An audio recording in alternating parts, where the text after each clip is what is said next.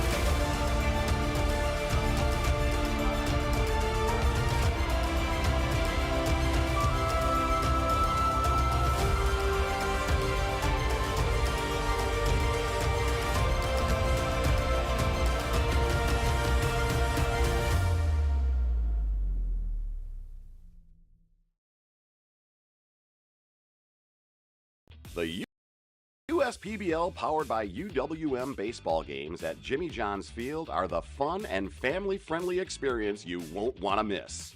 Entertainment every week, including Thirsty Thursdays, fireworks every Friday, live music Saturdays, and Sunday fun days for the kids. Kids run the bases after every game, and parking is always free. Come see the stars of the future at Jimmy John's Field. Get your tickets today at USPBL.com. I'm Anthony Tomey, CEO of Tomey Group, and we're one of the largest Jimmy John franchisees in the country. With 50 Jimmy Johns and over 700 employees, it's a challenge to manage operations. What could possibly go wrong with owning 50 Jimmy Johns? People don't show up, equipment fail, run out of bread, no tomatoes, we need onions. Many different things can happen. Tryon allows us to really focus on the food and the operations of the restaurant. And that's why we rely on Tryon. You can always rely on Tryon.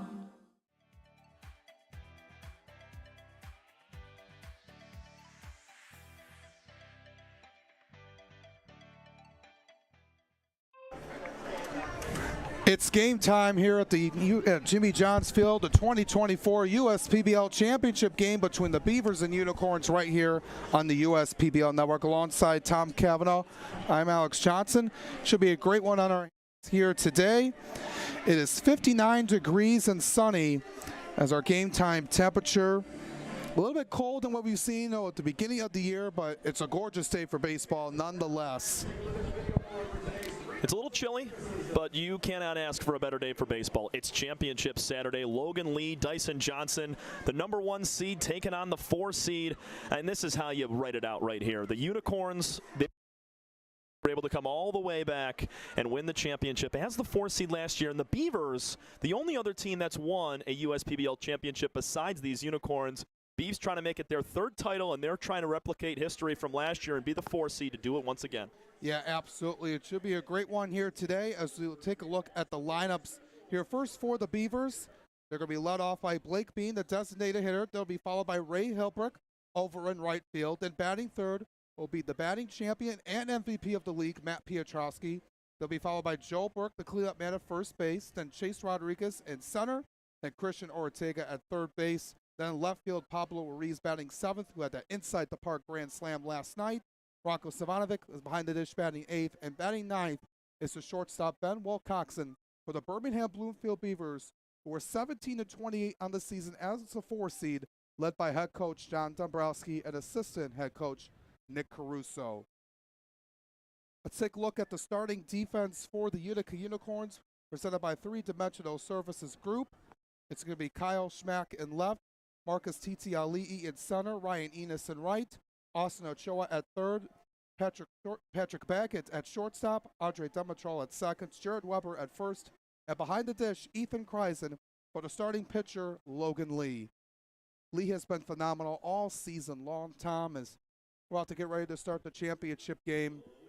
Helped them got to this point, 3-0 record, 33 strikeouts and 20 walks, but a huge reason why the Utica Unicorns are here today. He's averaging a strikeout an inning. That's good stuff. The 20 walks a little bit higher than he would like through those 33 frames, but we said in the pregame, when you put Logan Lee on the bump, you're going to find a way to win with that 3-0 record and a 4.09 ERA. We're set for baseball, Alex. Let's do this. Yeah, we are excited as you are here watching at home. Everyone's piled into their seats. Should be a great one on our hands here tonight.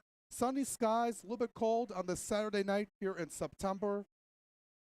We are fired up and ready to go. The first pitch of the championship game is just missed outside for ball one. Take a look at our umpires here today. At home plate, Sal Jocko, and then at first base, Aaron Woodbury, and over at third, Robert Lovian. As this one's on the ground to Andre Demetral, he'll throw it over to Jared Weber, and that's how our championship game begins. Good clean start. Bean put a nice swing on it, just rolled it over. Now Ray Hilbrick will step in.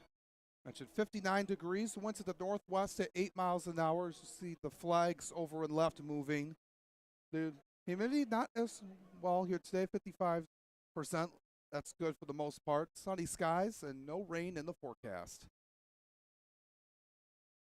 Ray Hilbrick takes a first pitch strike. Had a good day on Thursday in the quarterfinal game against the Hoppers with a couple of hits. He goes the opposite way in left, and that one's going to stay fair.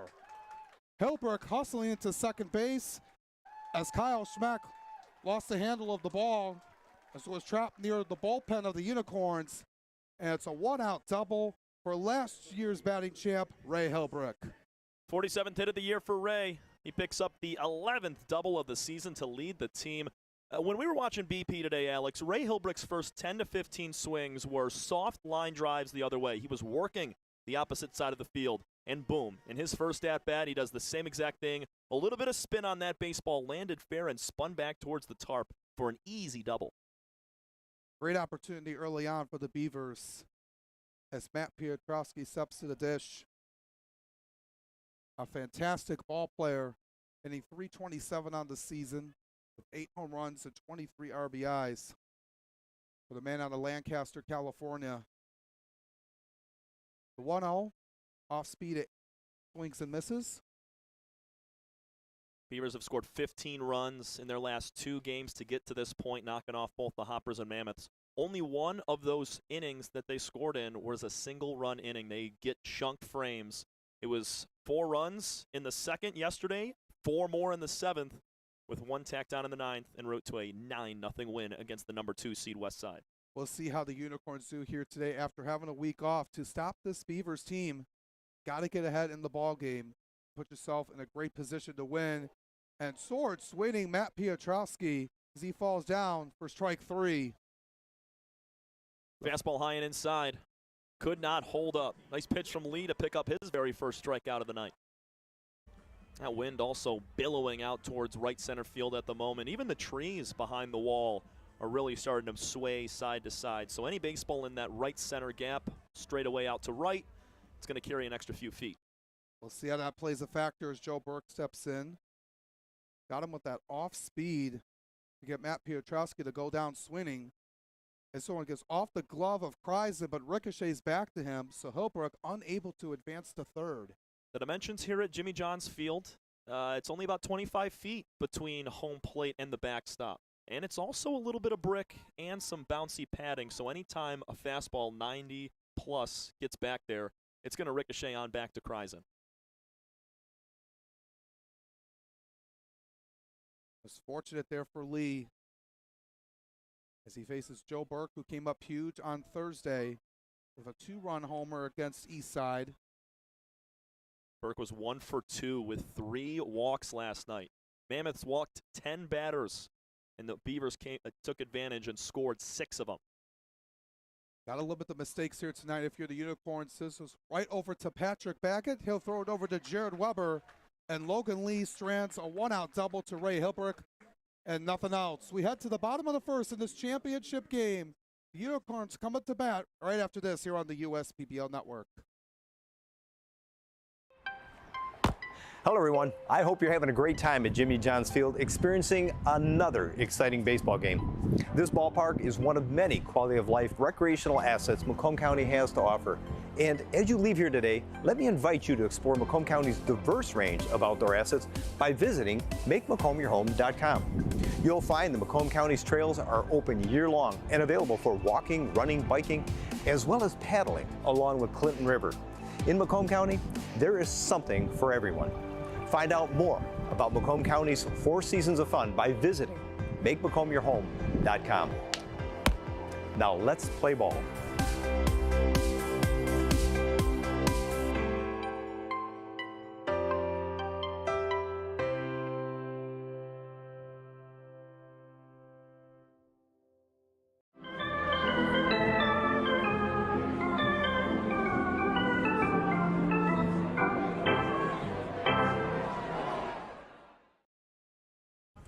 Bottom half of the first in this championship game. Let's see what the Utica Unicorns could do here today. Let's take a look at their batting order. Andre Demetrol will lead it off at second base. He'll be followed by the leader, Patrick Backett, at short. Marcus Titi Ali, who has been huge at the plate lately, is in center field batting third. In the cleanup spot is the third baseman, Austin Ochoa. They'll be followed by the DH, Cody Hanna. And the guy who's been really strong all season long batting sixth is Jared Weber at first base. And after him will be the left fielder, Kyle Schmack, then the right fielder, Ryan Enos, and then rounding out the lineup is the catcher, Ethan Kreisen, for the Utica Unicorns, the #1 seed, finishing 25-20, led by head coach Jim Essian and assistant head coach Pat Adams. They'll be facing on the mound here today Dyson Johnson for the Beavers, who's had a really strong season, both in his starting role and in the bullpen. The Beavers really haven't had to use a whole lot of arms here over the last 2 games, which has been really huge. So Dyson Johnson's going to get the championship game nod from Coach John Dabrowski to try to win it all here for the Beavers here today. And we've seen Dyson at his best. I mean, he's had upwards of 7-8 strikeouts in multiple outings so far this year. His 9th game start comes tonight with a 5.34 ERA, a 2-3 record. He's pitched nearly the same amount of innings as Logan Lee, his opposing starter. But, Alex, you touch on it. I mean, Sam Bass throwing 8 innings last night really shores up your bullpen. And the guys got fresh yesterday. Sidney Ferry, Brett Irwin, Julian Pichardo, Jacob Pennington. All of these guys can be able to throw today. And we might see a little bit of the lefty, the strikeout leader in the league, Greg Lokinen, talking with head coach John Dombrowski. He feels good that Lokinen could make an appearance today as well in a tight ball game. Yeah, even after throwing over 100 pitches and on 2 days rest. But in an important spot like this, he could be needed. But we'll see what Dyson Johnson can do here. He can replicate what Lokinen and Bass have done over the last 2 nights. If you look on paper, a team playing their 3rd game in 3 days, automatically you think, well, they got to be out of pitching. They're going to be on their last legs. But that is not the case. Sam Bass and Lokinen in the last couple days in starting roles really saved that bullpen to keep them fresh for tonight. Comes up huge here as Dyson Johnson throws a first pitch strike at 91 at the top middle part of the zone to Andre Demetrol. Impressive year for him. The local guy coming from Rochester, Michigan, hitting .242 on the season with 31 hits to his name. That fastball misses up and outside. Andre's been that table setter for this Unicorn team. Leadoff role pretty much since he got here, and he's played such a clean second base, has not moved from that spot all season. Now the 1-1. Off speed, he cranks at it, but foul. Both these teams are so good at taking advantage of errors mentally and physically from both sides. Whether it's a booted ball, a walk, or some sort of mental error in the field, both these teams do a really nice job of being able to score some runs off of those. That fastball misses low and outside, 2-2. And that's going to be the message here today. If capitalizing on the team's mistakes, your opponent. The Beavers did that against the Hoppers and Mammoths with ease. The Unicorns got to be ready. As Semitrol sends this one out in the air to shallow center. Chase Rodriguez calling everyone in. He has to catch for out number 1. There's a challenge pitch, 81 miles an hour, right down the middle. And Dimitrol just missed it a little bit underneath. And here comes the leader for this Unicorn team all year long and trying to repeat as a champion. Yeah, a reliable guy to have in your clubhouse. Brings a lot of energy, brings a smile to everyone's face. Patrick Baggett, what a man we've seen here in the league on both sides of the plate. The lone switch hitter in the league. One of only 2 lefties on the roster for the Unicorns, along with Cody Hanna. He's a first pitch strike at 92. Takes a knack at that one, foul.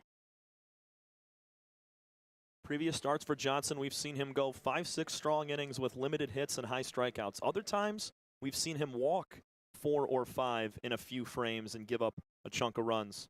So it's been up and down for him. He's looking to have his best start of the year tonight.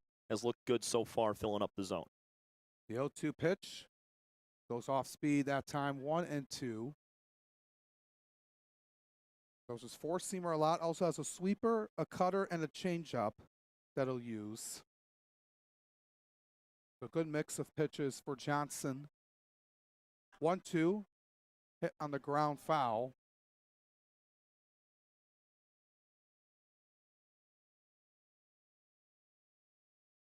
Going to get him with that changeup there, but Baggett's able to stay alive. 1 ball and 2 strikes.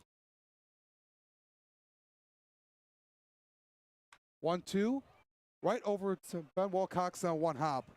A long throw over to Joe Burke, and Patrick Baggett is retired, 2 gone. 2 of the best middle infielders in the league exchanging right there. Baggett, who made a nice play to end the top of the first, and now it's Wilcoxon, who has been stellar all year as the shortstop of the Beavers. Marcus TTLE, he will step in, but before we see him at the plate, let's take a look at the Beavers starting defense presented by 3-Dimensional Services Group. Pablo Ruiz is out in left, Chase Rodriguez in center, Ray Hilberg in right. Then Christian Ortega at third, Ben Wilcoxon at short, Matt Piotrowski at second, Joe Burke at first, and behind the dish for Johnson is Ranko Stevanovic.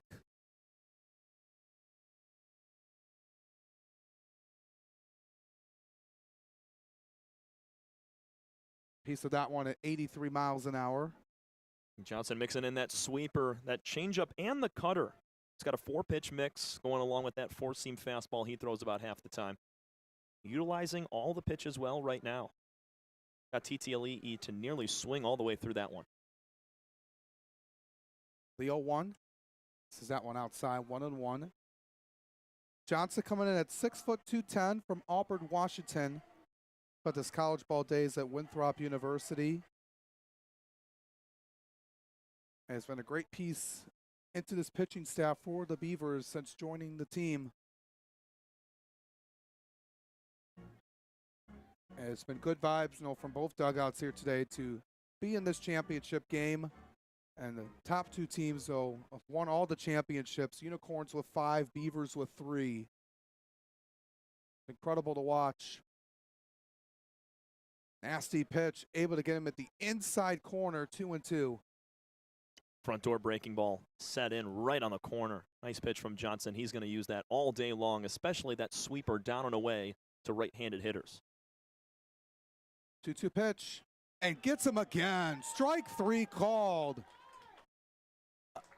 Great work by Johnson to shut down the Unicorns in order.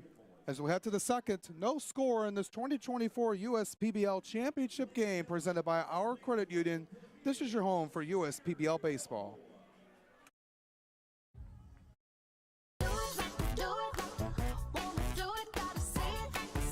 The perfect match. It's what so many of us are looking for. When it comes to getting a mortgage, how can you find the one that's perfect for you? Start at mortgagematchup.com. Because the only way to get a mortgage that's easier and more affordable is to find a local home loan expert first. Go to mortgagematchup.com today. With a transforming world, we can see how drastically the world is heading towards automation. And so, we need 24/7 surveillance and security systems for our homes and businesses to avoid any theft or breach of privacy. JARBCOM brings the installation of security cameras to the tip of your fingers with our state-of-the-art mobile app. JARBCOM also provides surveillance monitoring of your entire property with flexible options that offer a dependable solution to be scaled to fit any domestic or commercial need. Contact JARBCOM today for a free estimate at 800-369-0374 or look us up on the web at jarbcom.com.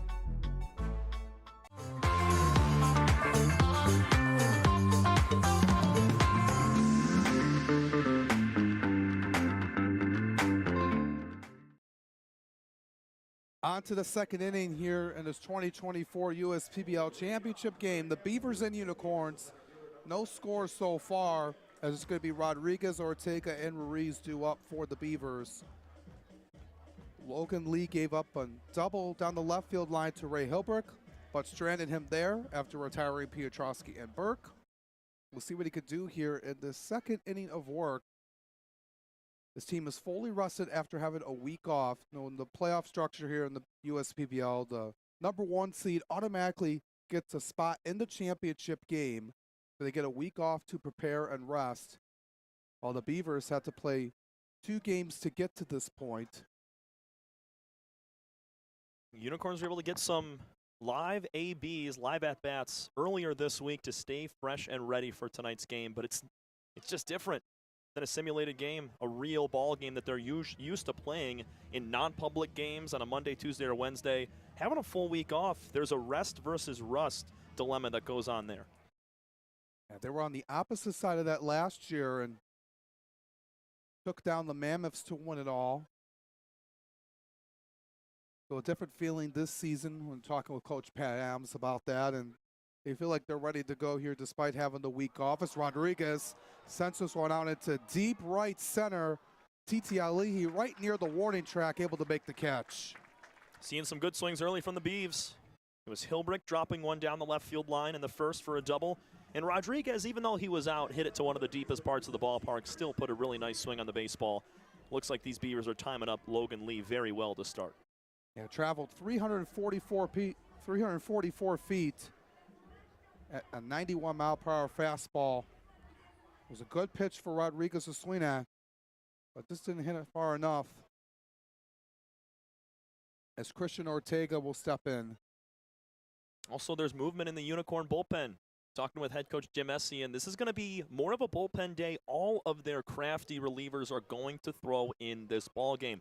We're talking about Danny Denz, we're talking about Matt Colucci, Garrett Bonnet, Ben Kreisen, Michael Joyce might go, Tristan Harvin as well, and Danny Denz, the lefty. They're going to completely empty the pen here in this ball game. Let Logan Lee give you 2 or 3 strong zeros, and then you move it over to that stellar pen. Ortega out into deep center. Going back all the way to the wall is Titi Ali'i again. Another really good swing from a Beaver hitter. Deepest part of the ballpark for the second at-bat in a row. Marcus Titi Ali'i tracking this down.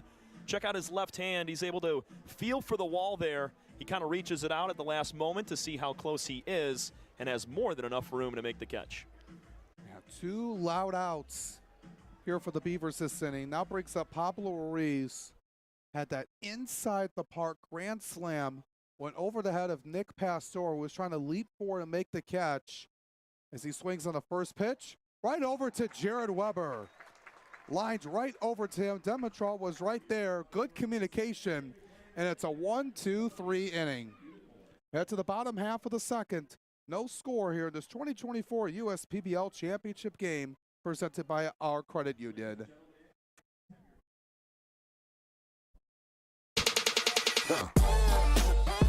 Check your checking.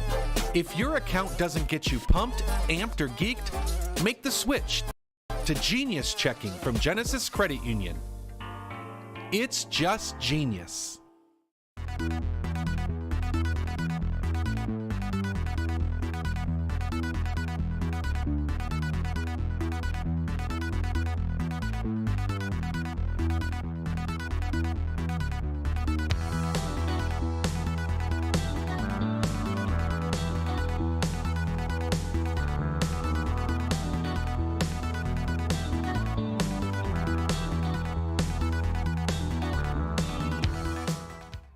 financial champion of Michiganders. Whether you're a goal-getter or dream chaser, an empty nester, or up-and-comer, anyone in Michigan can bank with us. Michigan Schools and Government Credit Union.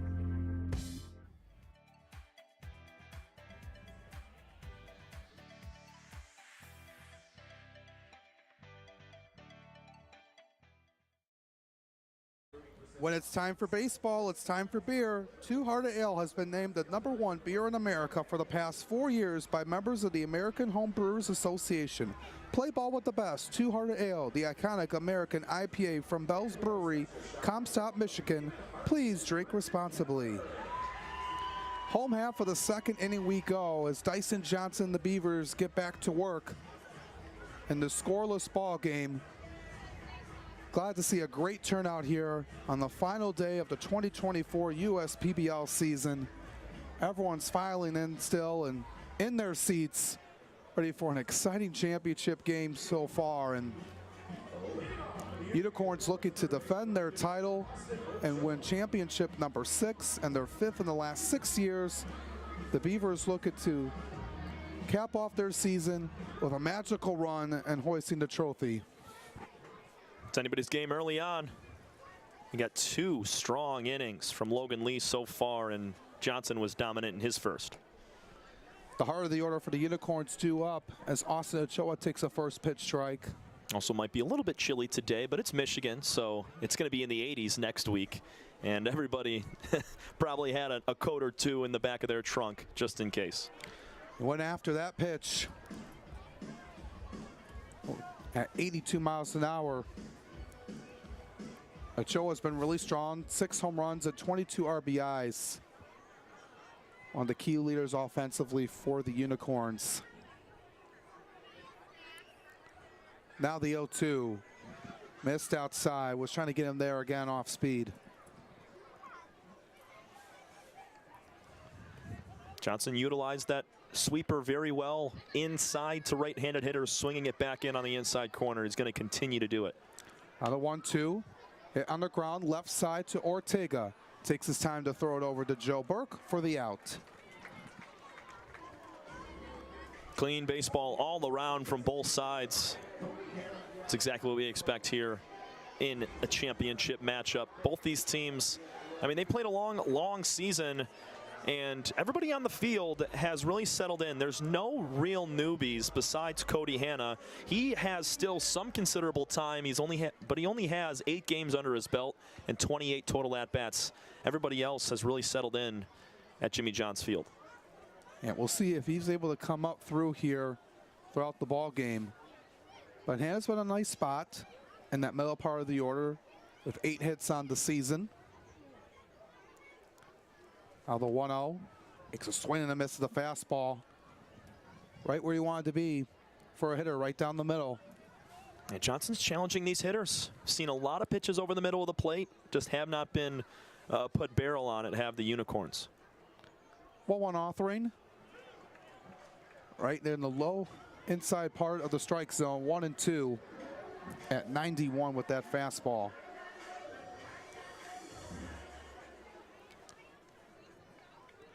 Johnson gets to his windup on the first base side of the rubber. Check swing, did he go around? Yes, he did, said our third base umpire, Robert Lothian. For out number 2, second punch out of the night for Johnson. First one swinging. That was a nasty pitch, dropping off the table at the very bottom of the zone, just below the knees. And if he took it, that was strike 3 regardless.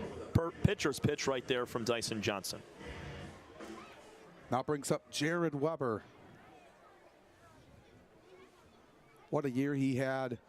35 hits on the team. It's right behind with Ochoa, who led the team with 39. Second on the team with homers and 5.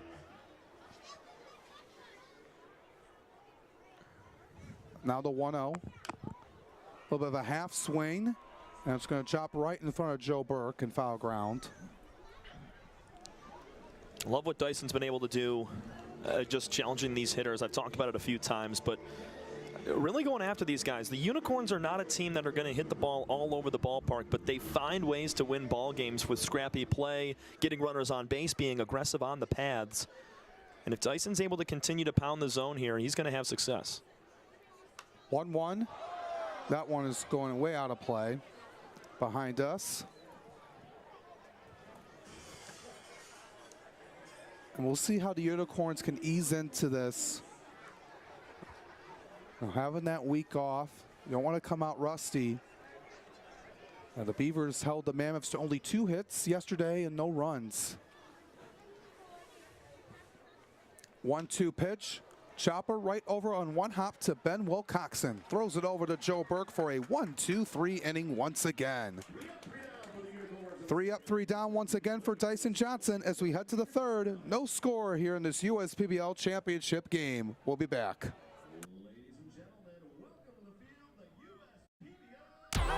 The Dave & Buster's method is designed to help you unlearn adulthood and reset our life around zapping stuff and cheering for stuff with your friends.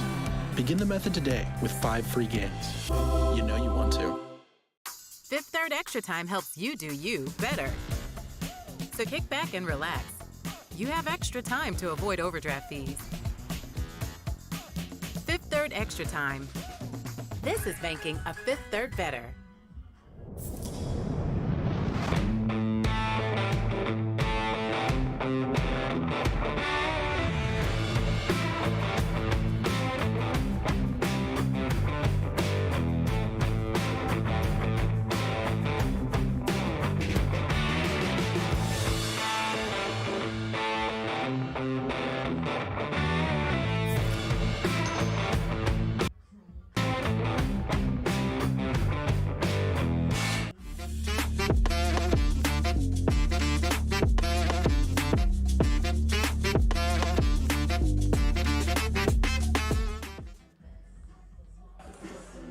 New pitcher on the mound for the Unicorns, Tristan Harvin, to start the third inning in a scoreless ball game. Logan Lee goes the first 2 innings, only allowing that 1 hit off of Ray Hilbrick.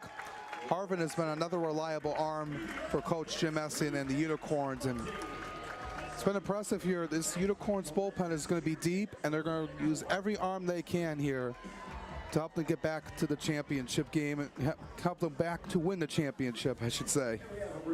Yep, this is Harvin's first relief appearance of the year. He's got 4 starts under his belt, good for a 1-0 record, a 2.89 ERA in that time. He's only thrown 18 2/3 innings. He does have 16 strikeouts and 12 walks in that time, but only 6 earned runs in those 18 2/3. And Harvin, another strong right-handed pitcher, going to take over for Logan Lee. And Lee was scheduled to go 2, possibly 3 innings. That was a very short second for Logan. And he does strike out 1 on 1 hit and holds this Beavers team off early. Yeah, impressive numbers at 2.89 ERA, like you said. A lot of these Unicorn players have an ERA of 3 or under. So it's going to be tough to stop for the Unicorns.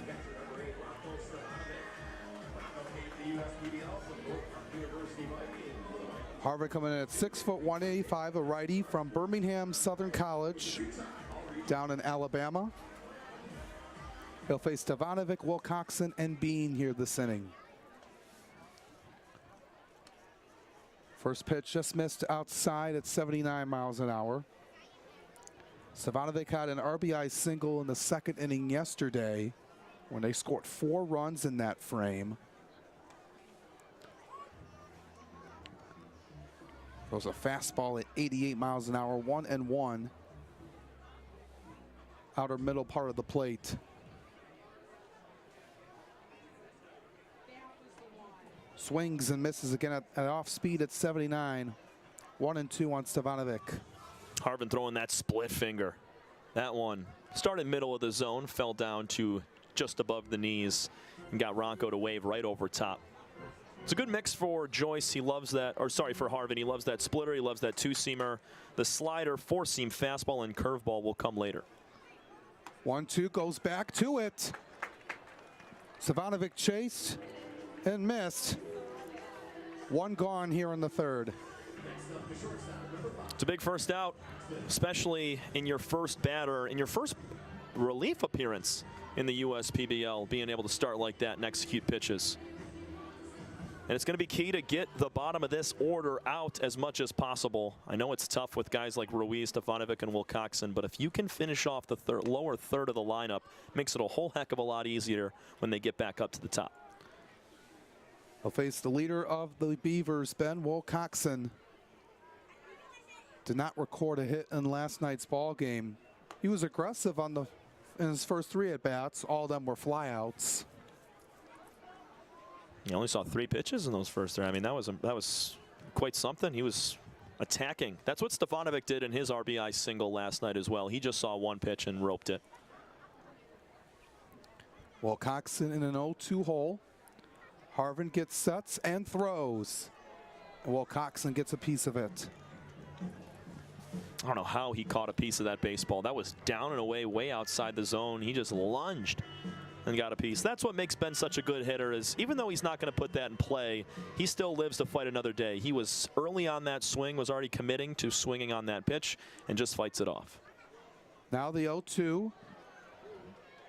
Goes back to that same pitch at 80 miles an hour. Just was a few inches off the plate. 1 ball and 2 strikes.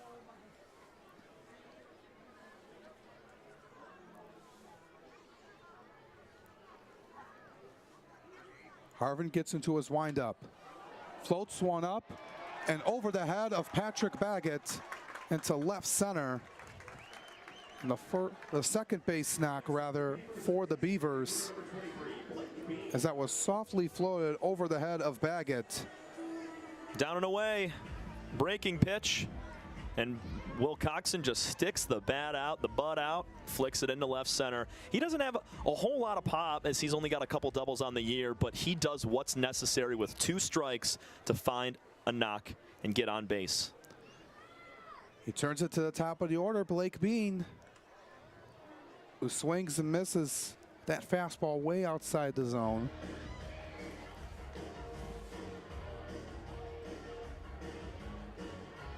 Bean got the scoring production going in that 3rd inning of Thursday night's game against the Hoppers with that 2-run double in right. Check swing. Did he go around? No, he did not, said Robert Lovian. Bean, an all-star this season, coming from Farmington Hills, Michigan.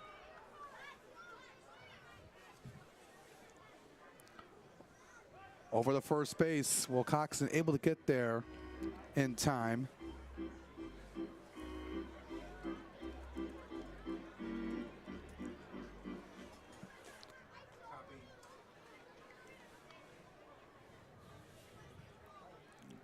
On the 1-1, missed outside, 2-1.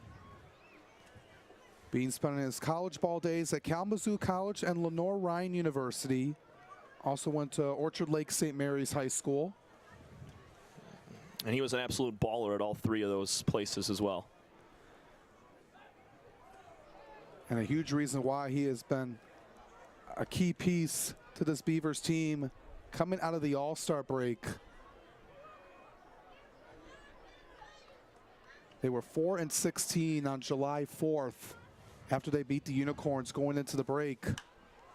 Bean sends this one out into center, right to Titi Alihi, going into shallow center to make the catch for the 2nd out of the inning. Got to limit the damage. Can't put multiple runners on base with 1 out. Just gets tougher of an inning. And you get one of the hottest hitters in Blake Bean to pop out to shallow center field. Makes the inning a lot more manageable. Tristan Harvin has looked really good. Even the hit he gave up to Wilcoxon was a nice pitch low and outside. Ben just had a better swing on it. We'll face Ray Hilbrick now. Looking to provide a 2-out knock. He goes the opposite way again. Making the play is Austin Ochoa. Unable to get the throw in time, and good heads-up base running by Ben Wilcoxon to go from first to third. After Ochoa was off balance, not sure if he lost his footing, he fell down.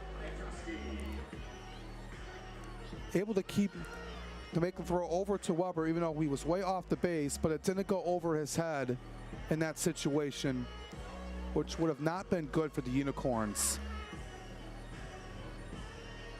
Ben Wilcoxon realizing that Ochoa was way off the bag at third, and he takes an extra base to be 90 feet away from our first run. That's incredible base running from a very smart player. Piotrowski looking to drive him home. Fouls off the first pitch. Struck out swinging his first time up.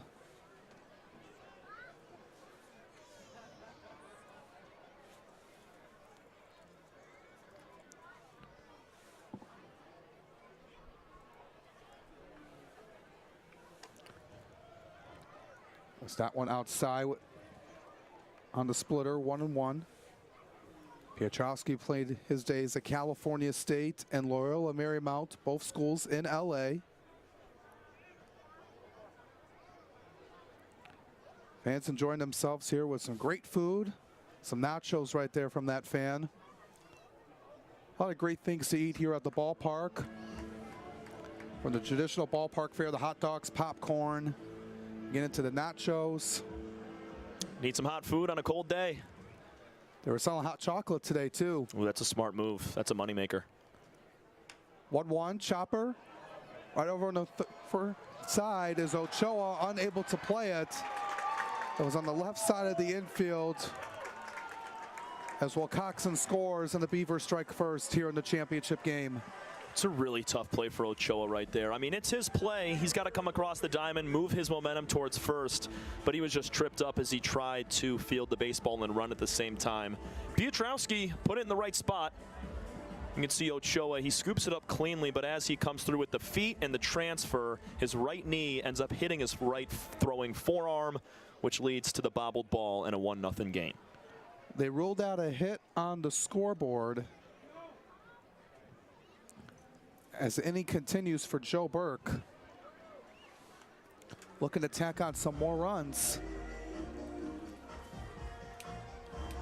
And that's on Ben Wilcoxon. They do not score that run there if Ben does not take third on the last ground ball from Hilbrick. So the base running from the Beavers paying off to lead to a 1-0 lead early on. Swings and misses at that pitch low in the dirt by Burke, and those are the kind of plays that you got to have here in this game. Wilcoxon having the awareness to see where Ochoa was on the field, took an extra 90 feet and able to score.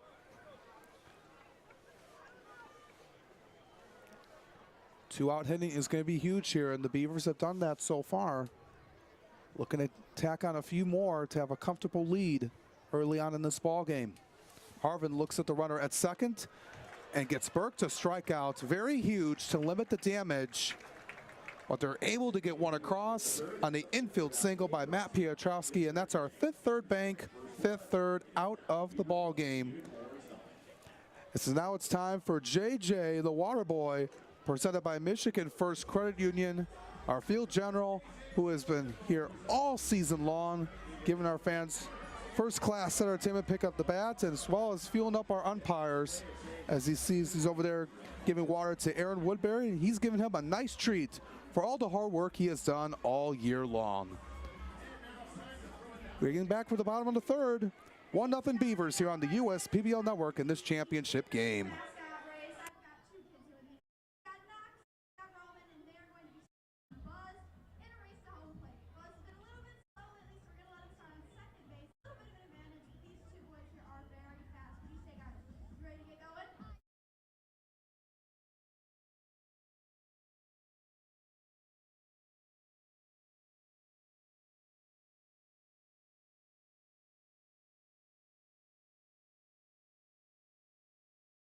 Andy Appleby. I'm the owner and CEO of the USPBL. We're a 4-team league. We play at Jimmy John's Field in Utica, Michigan. Tryon has a wealth of resources that we can tap into when unique HR issues arise, even including visa and immigration issues related to our players. Tryon has helped us to get our baseball season up and running every year and has made a difficult task much easier. That's why we rely on Tryon. You can always rely on Tryon.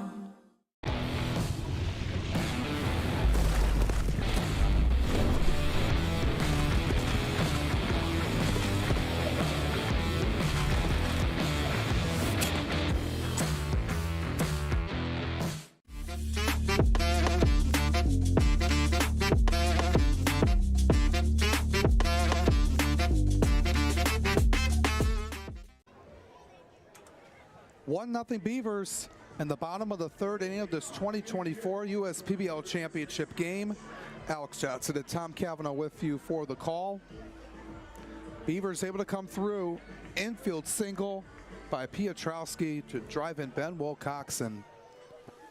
Difference here so far as Dyson Johnson gets back to work to face the bottom of the order for Utica, looking to have a response. It's been steady Eddie baseball for Dyson Johnson on the mound. Retired all 6 batters he has faced. He has rolled 3 ground balls, struck out 2, and has had 1 in the air. Smooth sailing so far for the righty. Here's also that off-speed strike at 80 miles an hour to the left fielder Kyle Schmack, coming in hitting .238 on the season. Johnson's all over that sweeper, really relying on that pitch. He goes fastball that time, a few inches in the top part of the zone and missed. 2-1.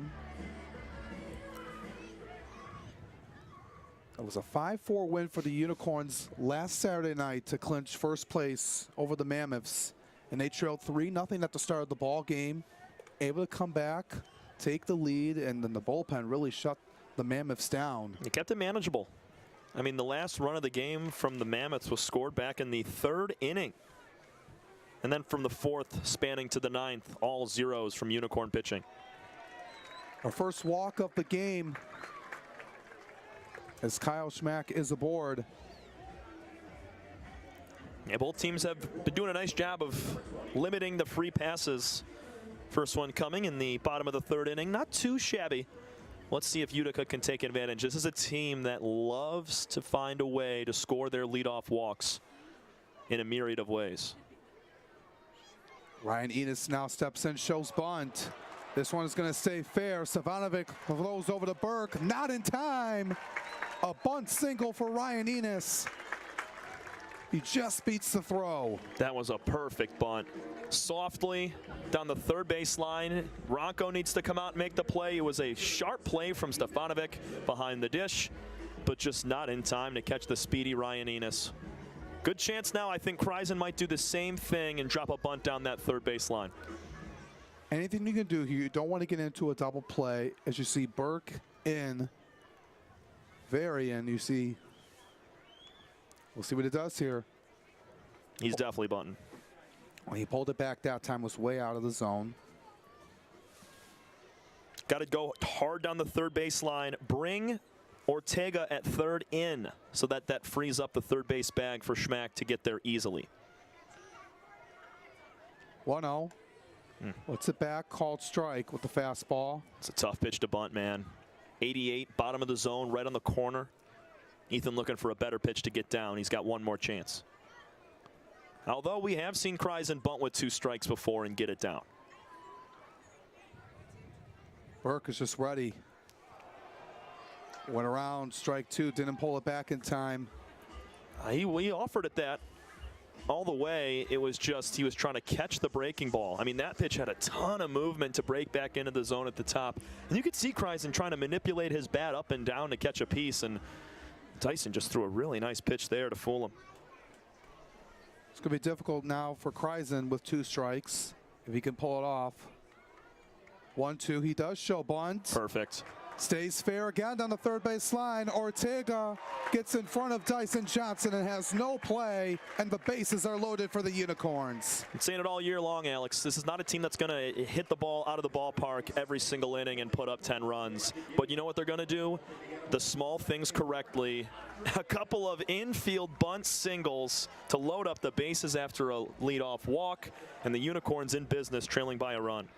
Yeah, Ortega was in the way of Johnson. Johnson thought he was going to get it. Just a miscommunication on the play. Kreisen still got speed. I don't even know if they would have gotten him even with a clean play.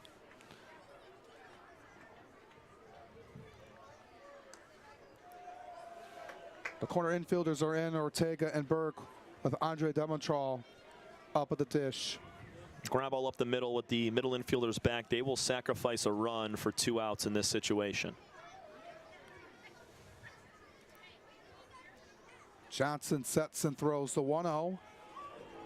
Perfect pitch. On the low outside corner with that fastball.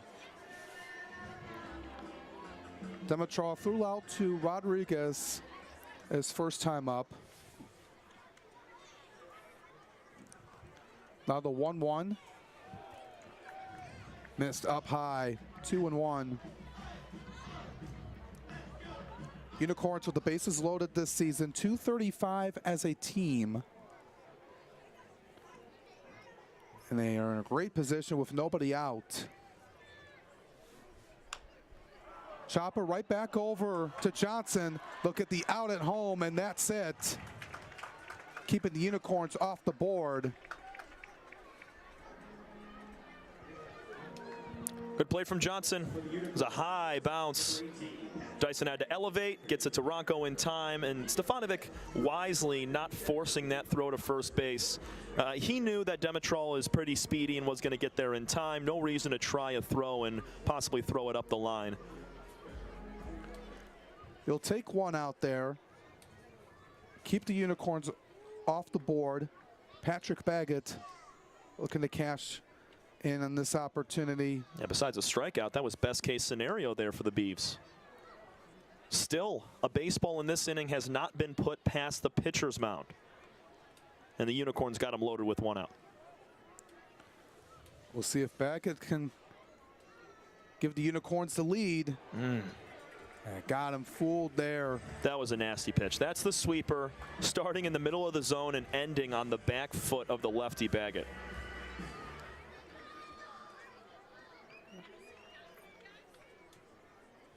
A 1-1 now. Baggett going out to right. It's going to drop in for a base hit. One run's going to score. That's Enos. Everyone's going to move up 90 feet, and we're tied up at 1. The leader hungry for a second straight title. Patrick Baggett doesn't get a ton on it, but just muscles the baseball into right field. This is an inside pitch he's able to go after, and he punches it to Hilbrick for an RBI swing. We take a look at the force out at home. And then there was the swing by Patrick Baggett. That's a really nice job of getting your hands inside. That pitch was off the plate inside, and Baggett still able to get enough barrel to get it out there. Tied up at 1, Marcus Titi Ali steps in. Struck out looking his last time up. 3 homers on the season.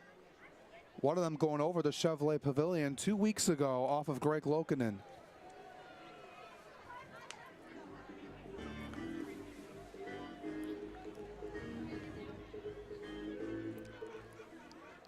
Beavers just trying to limit this damage and enter the next inning in a tie ball game. Titi Alihi skies this one down the left field line in foul ground. Sliding forward is Ben Wilcoxon, unable to make the play as he called off Christian Ortega. Very tough play for Wilcoxon. He was screaming over there. Ortega overran it just a tad, and then he gave up as Wilcoxon called him off. That's the right thing for Chris to do there. And Wilcoxon also overrunning it, tried to stop on a dime and hit the slip and slide. Yeah, there's just so much foul ground here at Jimmy John's Field, and it would have been difficult for anyone to track that one down based on where they were. That's a no man's land play right there. And that was a big league pop-up.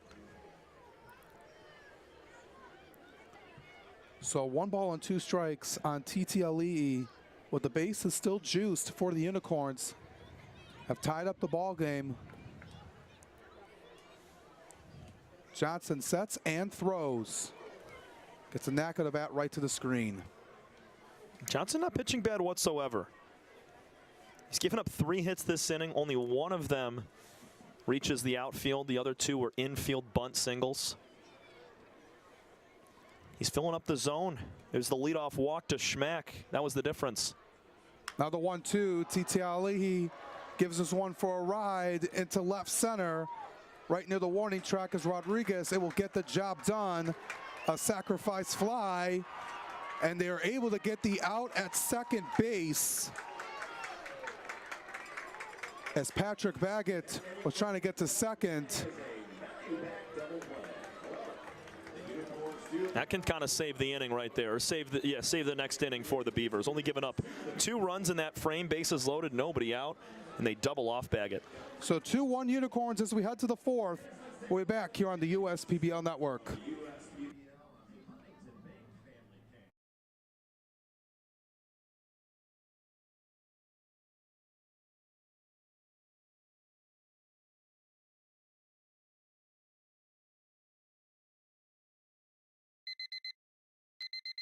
Time doesn't heal all wounds. Hard work, perseverance. And we do. We're fighting cancer with proton therapy. And music therapy. We're turning back the clock on Parkinson's and outsmarting blood clots in seconds. Instead of days. Because this is her time. His time, your time. And it's time to show we can. Corewell Health.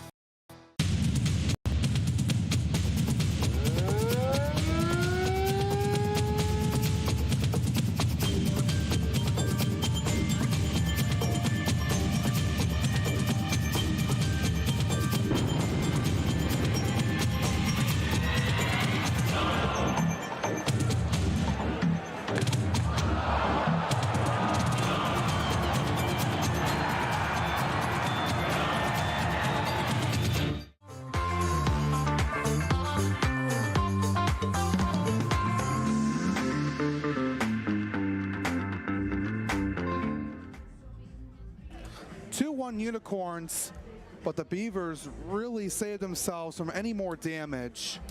T.T. Alihi flew out to Chase Rodriguez to drive in Ryan Enos, and then they were able to get Patrick Baggett trying to advance to second base, and Pietrowski able to get the tag on him.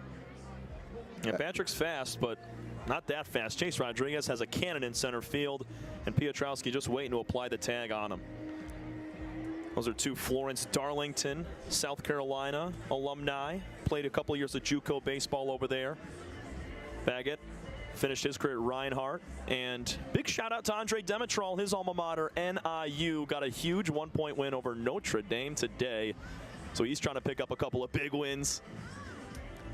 Yeah, just incredible to see all these upsets we've seen early on in the football season. Oh, yeah. Florida State losing their first 2 games of the season. Yeah, upset though. I mean, because they were ranked 10th, I get it, but that team's got some work to do. Yeah, then Michigan losing to Texas today, and yeah, hook 'em. Michigan State able to win against Maryland on a last-second field goal. Oh yeah, baby. So 2-0 are the Spartans. Hey, we're one of the only teams that can say we're still undefeated on the season. I'll tell you that. Well, the Lions could be undefeated tomorrow against the Rams. Oh boy, so that's going to be something. Sunday night, 8:20.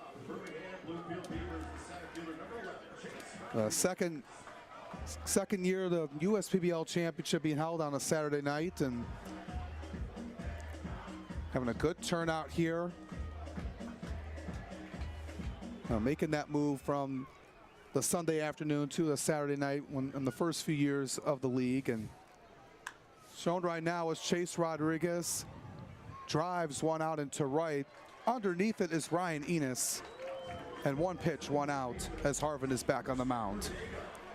That sun has continued to set and has kind of played out of a factor to the right side of the infield, and Enos out in right field as well.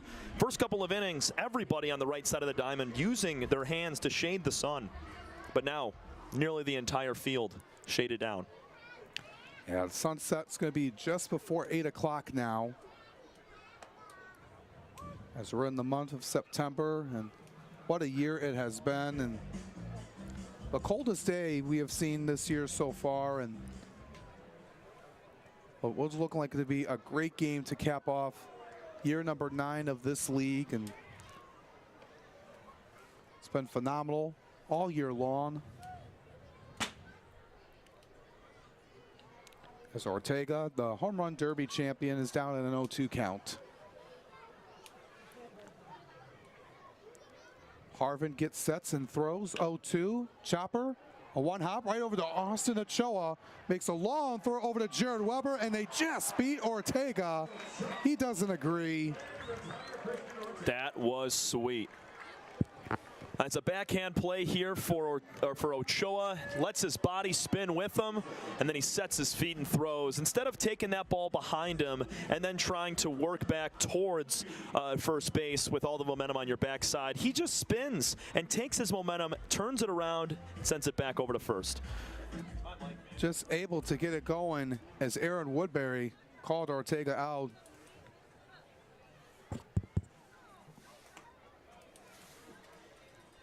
(1-0) now to Pablo Ruiz.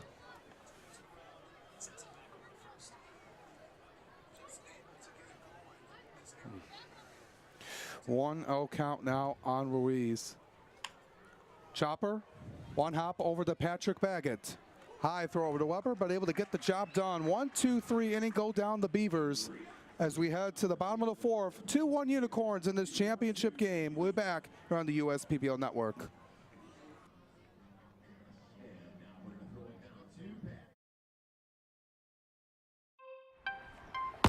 Hello everyone, I hope you're having a great time at Jimmy John's Field experiencing another exciting baseball game. This ballpark is one of many quality of life recreational assets Macomb County has to offer.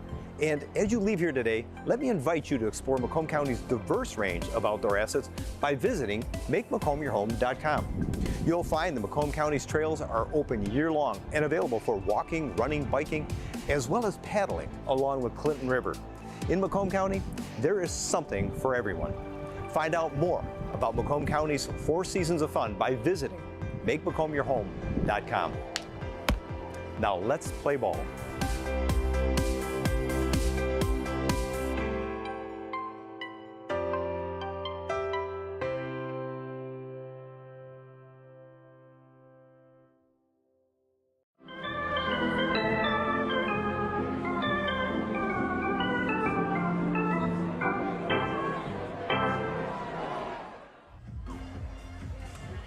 Bottom half of the fourth inning of this USPBL Championship game. Everyone's having a lot of fun. The dance crew throwing out t-shirts to everybody. They'll be throwing out softy balls as well to the fans. They love that. Getting out of their seats, grabbing a souvenir. Also hoping they can get a foul ball here today before they go. They have been phenomenal all year long, having a lot of fun, coming out to the ballpark every weekend to see some great baseball. All the promotions that happen here every night. It's been a great year for the league, and looking forward to how this championship game will end here tonight. And Dyson's looking to have a bounce back inning. Did give up 2 runs last frame, but he only really gave up 1 real base hit to the outfield. Not, I mean, discrediting the 2 bunt singles from Enos and Kreisen back-to-back, but Dyson's pitching good baseball right now, and those 2 runs coming in the 3rd inning, that's all on Utica being able to get small ball done, and Baggett comes through with the knock, and TTLE with the sac fly as well with less than 2 outs.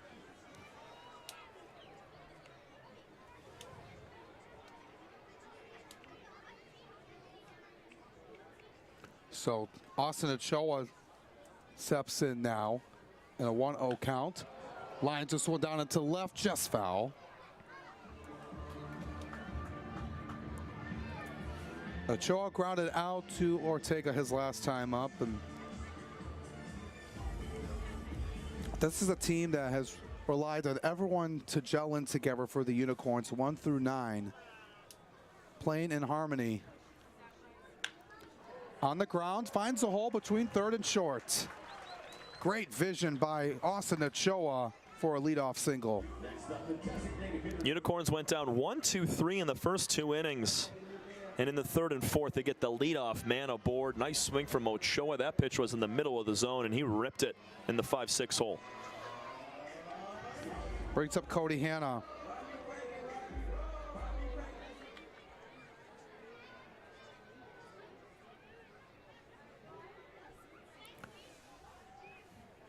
Cody Hanna struck out swinging his first time up. First pitch up high from Johnson with the fastball, 89.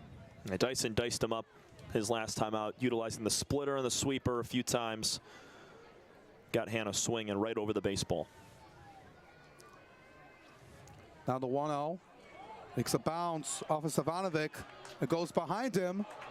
Ochoa thinking about going to 3rd. He'll stop at 2nd. As he just couldn't find the baseball. That pitch just rode up on Stefanovic. Something that rarely happens to Ronco behind the plate, but it just caught the right side of his chest protector and rolled up past his ear. Another chance for the Unicorns with nobody out and a runner in scoring position. Unicorns looking to add on a couple more runs, only up by 1. And it goes after that sweeper down to make it 2-2. It's pitch he struck out on last time. That pitch just a little bit lower than what got him on strike 3. A ground ball to the right side of the infield is going to get the job done right here.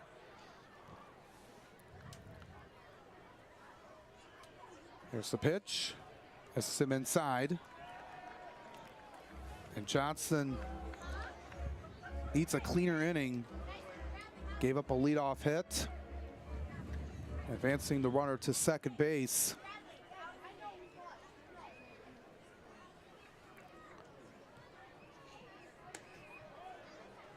As that one misses for ball 4. And a really good location on it. Yeah, that did not miss by much, if at all. That was on the upper inside corner, and assistant manager Nick Caruso out to have a conversation with Johnson and the infield. Yeah, just a moment to reel everybody in. You don't want this game to get out of hand early on in the 4th inning. Don't want to put yourself in a difficult spot, but there's still a lot of game left. You got to have a conversation when Jared Weber's coming to the plate. Someone you got to be careful with runners in scoring position for Weber this season, hitting .213 in those situations. But it's been a reliable piece in the middle part of the order, and got to give credit to Coach Jim Messy and Pat Adams for getting this offense. They were slow at the beginning of the year, but they've picked it up as a unit as the year went on. Definitely say that about both of these squads. Starting slow offensively. It was the Unicorns that were able to stay consistent all year because of their pitching staff, hanging around 500 for most of the year and then making that final push for first place at the end of August. 1-0. Swings it, lost his bat. Looking to turn 2 are the Beavers, and they do in 4-6-3 fashion. Great turn. The best middle infield in the league does it again. Ground ball double play number 26 on the year. Nice flip from Piotrowski right into the chest of Will Coxon, and they complete that with ease. Schmack trying to come up big with 2 outs. Weber broke his bat on that play too. So bat boy able to pick up the remains of his bat and just take it over to the dugout. Kyle Schmack now at the dish with a runner on third and 2 outs.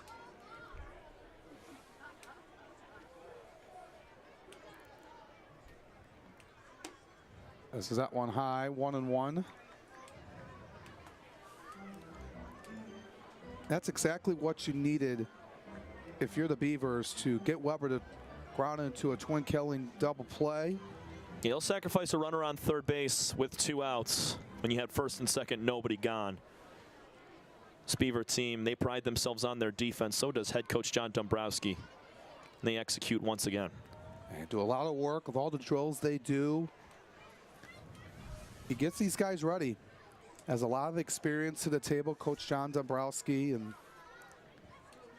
is working over at Wayne State and University Liggett.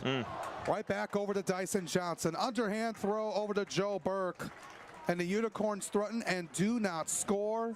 The Beavers get out of that unscathed, get a double play and a ground ball right back up to Johnson to end the inning. Headed to the 5th. We're back here in this championship game here on the USPBL Network. It's the Unicorns 2. First State Bank is a locally owned and operated business. We're part of your community. At FSBCares.com, you'll find ways that we're making a difference by featuring locally owned and operated businesses, providing access to helpful financial resources, and engaging with community. FSBCares.com is part of our commitment to the neighborhood Because strong neighbors mean stronger communities. Where good neighbors do great things. Member FDIC and Equal Housing Lender. The Dave & Buster's method is designed to help you unlearn adulthood and discover the funner you hidden within you.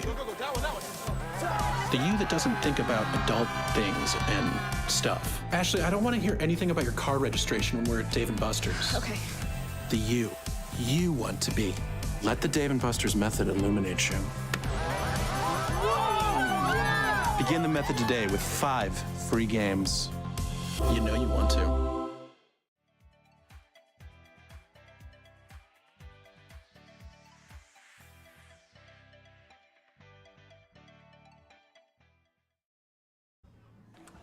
Fifth inning we go here in this championship game. Alex Johnson and Tom Cavanaugh with you as Ben Kreisen is on the mound for the Unicorns. As we take a look at Dominic Mancella's parents here, one of our interns here does all the graphics. His parents in attendance here tonight. Dom has been phenomenal all year long, providing us on the graphics. And yeah, Tom's been awesome all year long. Look at the kid. He was on the broadcast a few times this year. I mean, a smile on his face every single time we come into the ballpark. An avid Tigers fan, tweets about it almost every single ball game. Loves seeing him interact on Twitter with the Tigers and being able to share the game with him on a daily basis here, having his parents show up and appreciate this championship ball game. It's got to mean the world to him. Yeah, it's been great working with him and everything he does here behind the scenes. All the graphics you see here at home, he does all that work, and we appreciate everything he has done, for the league and for us this season. For Kreisen, this is the man that leads the team in saves with 5. Does Ben. He's got a 6.10 ERA. He's making his 30th appearance. That'll be his 22nd in relief. But an uncommon spot for Ben. He's not used to coming into ball games early in relief. He's usually the 8th or 9th inning guy to come and put the finishing touches on a victory. 50 strikeouts compared to 25 walks in 41 1/3 innings. He's doubling up his strikeout to walk ratio, which is money. Only blemish on the side of Kreisen is he gives up a fair amount of extra base hits. 14 doubles, 2 triples, and 6 homers on the year, and the league's hitting a whopping .281 against him. Important spot in the middle part of this ball game. Yeah, Kreisen's a dog, though. I mean, he's a guy that's going to go out there and give you 1-2 solid innings, but talking with a lot of those Unicorn players and their coaching staff, this is a game where they're going to use almost all of their relief arms to try to get a win today. Yeah, especially having a week off. Your guys are well rested and ready to go as Stevanovic pops this one up right over to Demontrol, trying to get underneath it and makes the catch.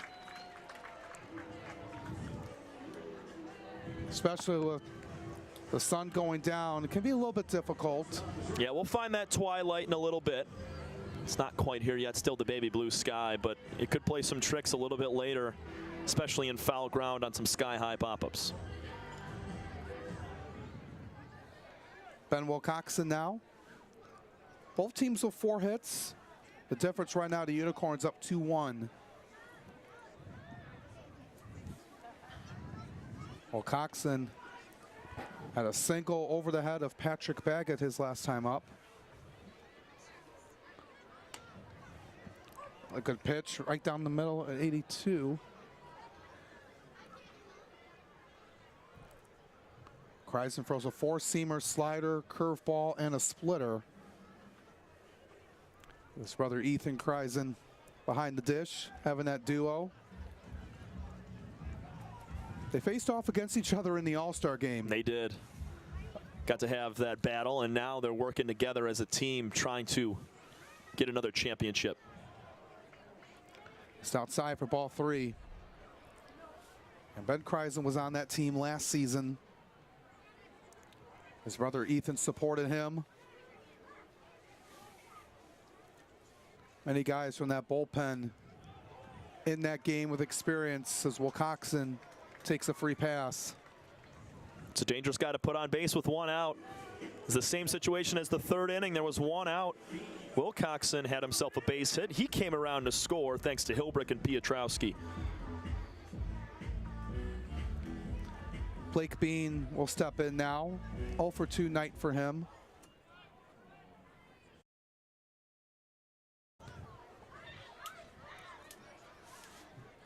Well, Cox, will see if he goes.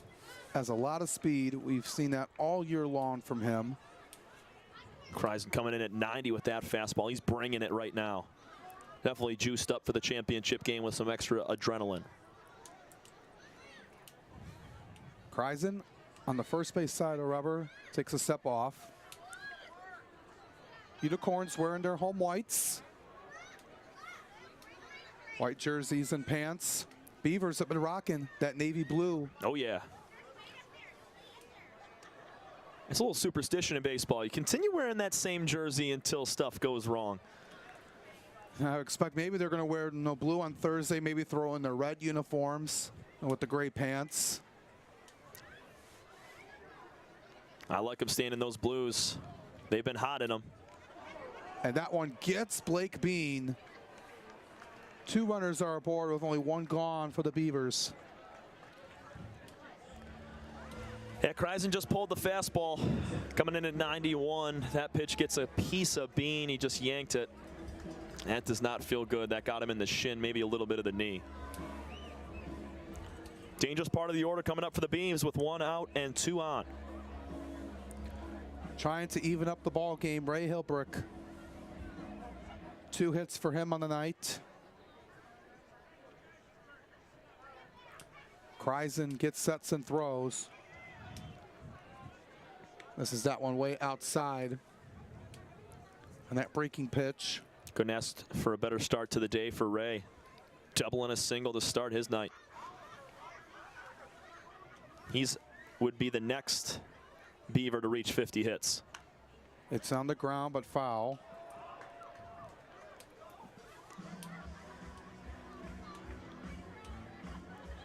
A guy on the team last year, let's take a look at Nick Caruso, who was on the Unicorns side last year,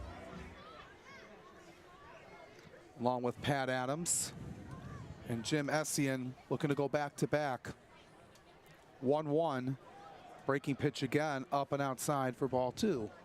More movement in the bullpen for the Unicorns. They've pretty much had a guy throwing in their pen every single inning. Lee for 2, Harvin for 2 more. Now Kreisen gets the 5th. We'll see if he comes back out for another inning. Swing the miss on the fastball. Got him to chase at that one. Looks like Matt Colucci is the one getting warm for the Unicorns. Well, Coxon at second, Bean at first. 1 out here in the 5th. Unicorns up 1. Breaking ball. Up and away, full count. And I'm sorry, that's reliever of the year, Matt Colucci in the bullpen. Huge award for the guy with the best ERA in the league. Yeah, well deserved for him, and incredible. He's been incredible all year long. Payoff pitch coming. Hilbrick fouls it away. Classic Ray Hilbrick at bat right here. Go to 3-2 and foul off a couple of pitches to work Kreisen the distance here. Soft ground ball, see if Ray can beat it out. Keep 2 runners on base, but they'd love a hit here. Hilbrick loves the middle of the field. Anything shot right back up the box near Kreisen could get through, but Baggett playing up the middle. Looks at the runners and throws and misses low and in. And the bases are loaded now for the Beavers with only 1 out. Alex, you were here last night with me as well to watch that Beaver game against the Mammoths. In 2 separate innings, the Mammoths walked the bases loaded, leading to 8 runs in those 2 frames. It's the same sort of situation here. You got 1 gone, bases loaded, and your best hitter in Matt Piotrowski, the MVP and batting champion, coming to the plate as the Kreisen brothers will talk it over. Need to have to do that in this situation. He got to. Need a double play ball to get out of the inning. Piotrowski got the only run. Hit it softly over to Austin Ochoa, who was trying to grab it, but couldn't get anything on it to make a throw over the first. And the MVP looking to come through in an important spot for his team. As we're in the 5th inning, bases are loaded, 1 out for the Beavers, trailing by 1. Man coming up on deck If we get to him, Joe Burke, his last at-bat against Ben Kreisen was a solo shot to left field. A lot of pop in these next few batters. The 1-0, Pietrowski drives this one into right center. TTLE calls off Enos, and it's going to be a sacrifice fly as Ben Wilcoxon scores. The MVP gets the job done. We're tied up at 2. Well executed baseball. Pietrowski would have loved to punch it in the gap, but he'll take it all the same. Nice swing to get it deep enough into right center field. Pietrowski just missed it by a hair. That was 91 on the inside part of the plate, and Matt was able to get the barrel there and drive it out. That puts runners on first and second, 2 outs. You did your job. Can't be upset if you're Pietrowski. Definitely not. Anytime you come up and you drive a run in, it's a good day at the office. Now, you'd love to have 2, 3, 4 runs on that swing, but it is what it is, and you still contributed to help even up the game. Breaking pitch. It's a low outside corner to Joe Burke. Beavers looking to get the lead back. Bounces in the dirt. Good stop by Ethan Kreisen. Take a look at the sac fly again. Looked like it was trying to carry, and then it died out over to TTLE. And Wilcoxon able to score with no problem. 1-1 to Burke. Finds a hole into center. Here comes Bean, rounding third. He is going to try to score the tag, not in time. The throw by TTLE to Ethan Kreisen is late, and the Beavers have the lead back. Joe Burke, baby. He's had a lot of success against Ben Kreisen. We just mentioned he took him deep in the last at-bat and rips a base hit into center field to take a 1-run lead. Well done from Marcus TTLE. That was a hose of a throw to the plate, but coming around just a little too fast. The speedy Blake Bean gets the hand in there. Well done. The 4-year vet assistant coach of this team earlier this season, Joe Burke, with a big RBI. Absolutely, he has been coming through in these playoffs. That home run on Thursday, now giving his team the lead back as Hilbrick slides over to third with no throw. Hilbrick did not stop moving his feet. He got his original first lead, continued to move his feet into the secondary, and Kreisen was already heading home, didn't even look at Hilbrick, and he was gone. Read him like a book. Trying to make it easier for Rodriguez to get him to drive in. Going to bunt on 2 outs.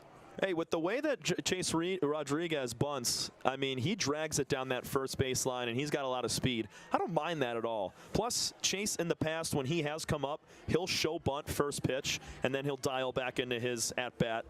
But just try it out. See if you can catch these Unicorns off guard and maybe get yourself a bunt single, just like the Unicorns did twice in 1 inning. Was trying to go after that breaking pitch. Nothing on that one. 1-2 for Chase Rodriguez.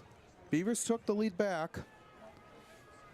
Joe Burke with the RBI single. Runners on the corners for the Beavers, trying to tack on some more. Called strike 3. Huge for the Unicorns as Ben Kreisen sits down Rodriguez. But not before the Beavers get 2. A sac fly by Matt Pietrowski and a go-ahead single by Joe Burke to make it 3-2 Beavers as we come back here on the USPBL Network. Andy Appleby. I'm the owner and CEO of the USPBL. We're a 4-team league. We play at Jimmy John's Field in Utica, Michigan. Tryon has a wealth of resources that we can tap into when unique HR issues arise, even including visa and immigration issues related to our players. Tryon has helped us to get our baseball season up and running every year and has made a difficult task much easier. That's why we rely on Tryon. You can always rely on Tryon. Fifth Third Bank. Yeah, it's a quirky name. But here's the thing. 5/3 equals 166.7%. So we put 166.7% into everything we do. Like automatically getting you your paycheck up to 2 days early. Giving you well-deserved extra time to avoid overdraft fees. And and helping you borrow from your future self. This is banking a Fifth Third better.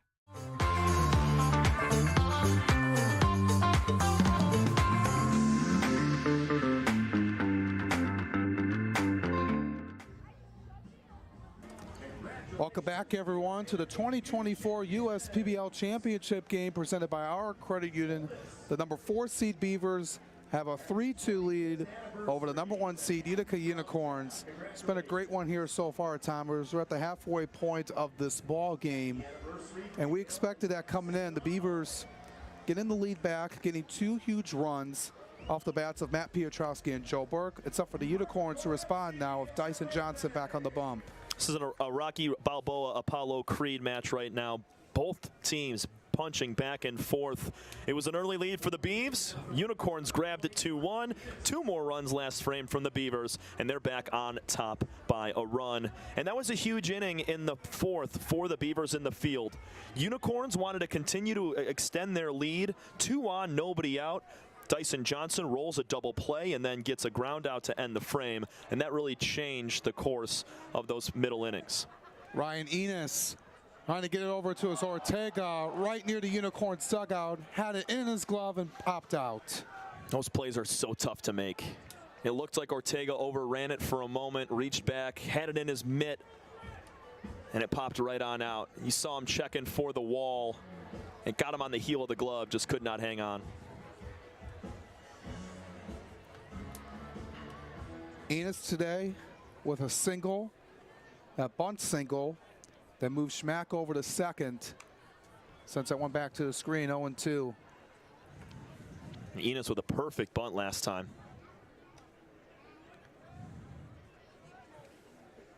Gets back into the batter's box. It's been a good one here for the fans in the last game of the year as Enos comes one over to Ben Wilcoxon, falling down to throw it over to Joe Burke, and they still got him. I keep thinking that Wilcoxon makes the most impressive play, and then he does it once again and tops the last one he made. This is a long forehand play that he catches right on the lip of the grass and has his momentum falling towards center field, but just enough oomph on that baseball to get it to Burke, who stretched real far for that one. Those are the type of plays you need to make in a close ball game to come out on top. That's exactly what it does on every play that goes over to him. Ethan Kreisen now, since this one out of play. He also reached base via the bunt.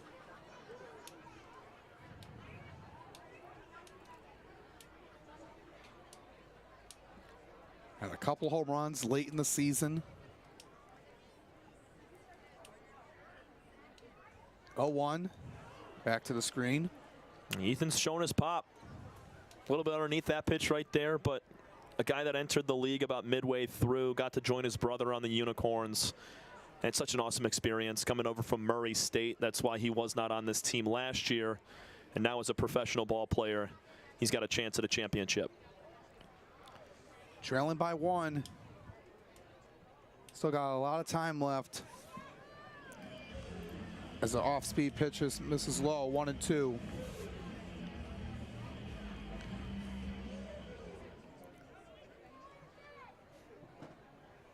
Now Johnson gets to do his windup. Check swing, doesn't matter. Called strike 3. Said home plate umpire Sal Jacko. And that's another one for Johnson.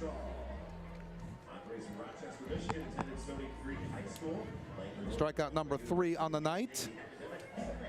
Johnson really has not looked bad at all. He gave up one loud swing to Austin Ochoa to lead off the 4th inning. Everything else has been soft hit. Demontrol fouls the first pitch off. 0 for 2 night for him, but also has been a great addition since coming on a couple weeks into the season. His first hit was actually a walk-off hit back in June. Bounces in the dirt, 1-1. That was against the Mammoths in a doubleheader. It was awesome for the Rochester kid to get a big swing, trying to get his first knock in the championship game in his first playoff game in the USPBL. Coming over from Stony Creek High School.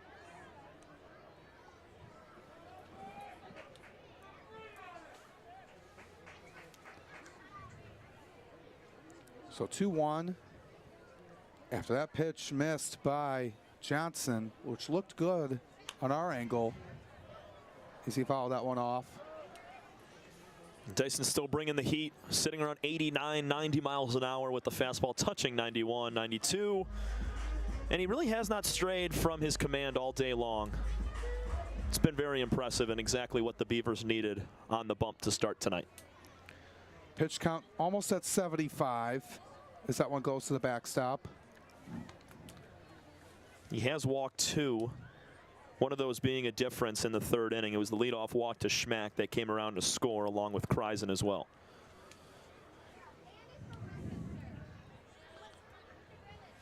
Johnson gets sets and throws with the payoff pitch and got him looking. Demetro was about to go to first, but Sal Jocko brought him back for back-to-back punch-outs for Johnson to end the inning. We head to the 6th. We'll be back here on the USPBL Network.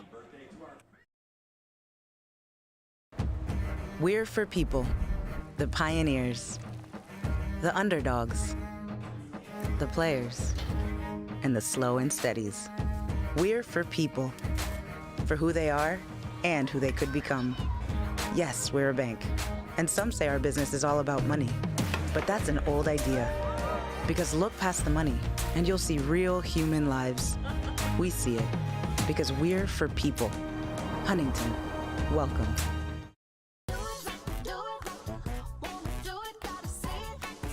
The perfect match. It's what so many of us are looking for. When it comes to getting a mortgage, how can you find the one that's perfect for you? Start at mortgagematchup.com. Because the only way to get a mortgage that's easier and more affordable is to find a local home loan expert first. Go to mortgagematchup.com today.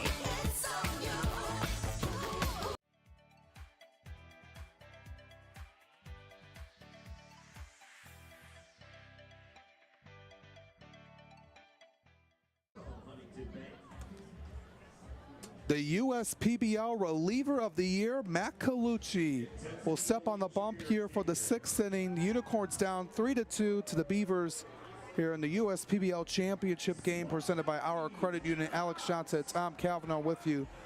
Been a great one so far. Colucci looking to do his job and pitch a scoreless inning here to keep it a 1-run ball game. He has been phenomenal all year long, and a huge reason why he is the reliever of the year. Absolutely. A 1.87 ERA in 43 1/3 innings. Well-deserved for Matt Luchador Colucci. He's got 47 strikeouts and 14 walks in those 43 1/3 innings. Just 37 hits allowed in that time and 9 earned runs.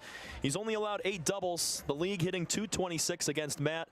He is a big, big cornerstone piece to this bullpen and why they've been so darn good this year. Absolutely he has, and another piece from the championship team from a year ago, and looking to have 2 titles to his name. But they got work to do here with the offense. It's going to be Ortega, Ruiz, and Stevanovic due up. First pitch strike. As Colucci loves that slider he throws. He throws that over half the time. It's a slider and the 2-seam. Those are what he goes with most. Will mix in a curveball and a cutter. Oh. He goes after that breaking pitch like you were saying. I mean, that was sweet. 2,700 RPMs on the spin rate. That's big league level right there. That pitch moved east to west from one side of the plate to the other. A big reason why Matt doesn't get a lot of barrels from his hitters. Doesn't give up a lot of pop. 0-2, Ortega on one hop over to Patrick Baggett. He throws over to Jared Weber through the routine ground out.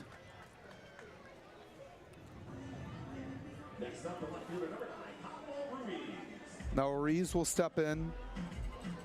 He's been another key guy throughout the course of the season when he came in right around the All-Star break. Pablo's been great. Since coming onto the scene, he has brought a bat, he's brought speed, he's brought the arm. I mean, heck, our last week of the season, he threw out a runner at first base on a base hit to right field. That was Patrick Baggett. So, I mean, he does it all, and he's a very electric player that is a lot of fun to watch.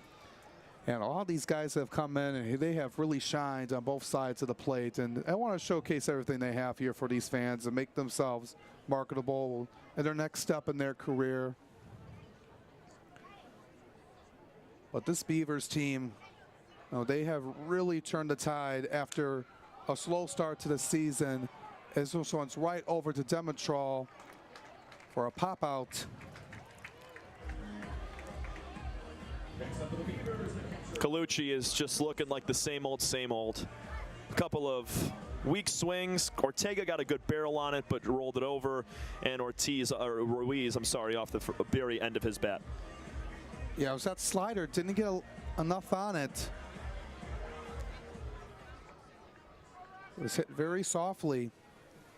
So 2 quick outs for the Beavers as Stefanovic takes a big hack at the fastball.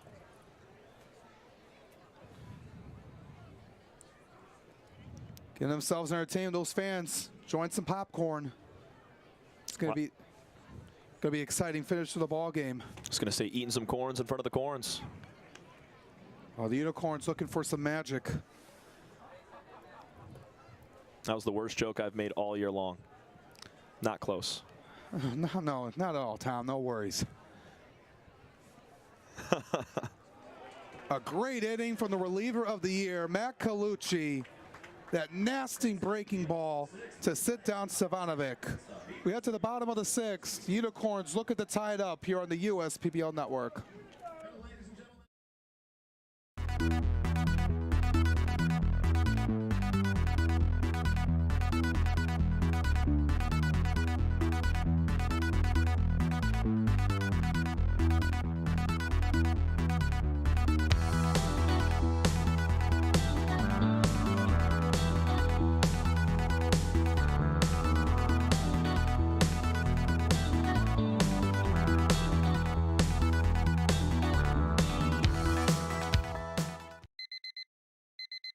Time doesn't heal all wounds. Hard work, perseverance.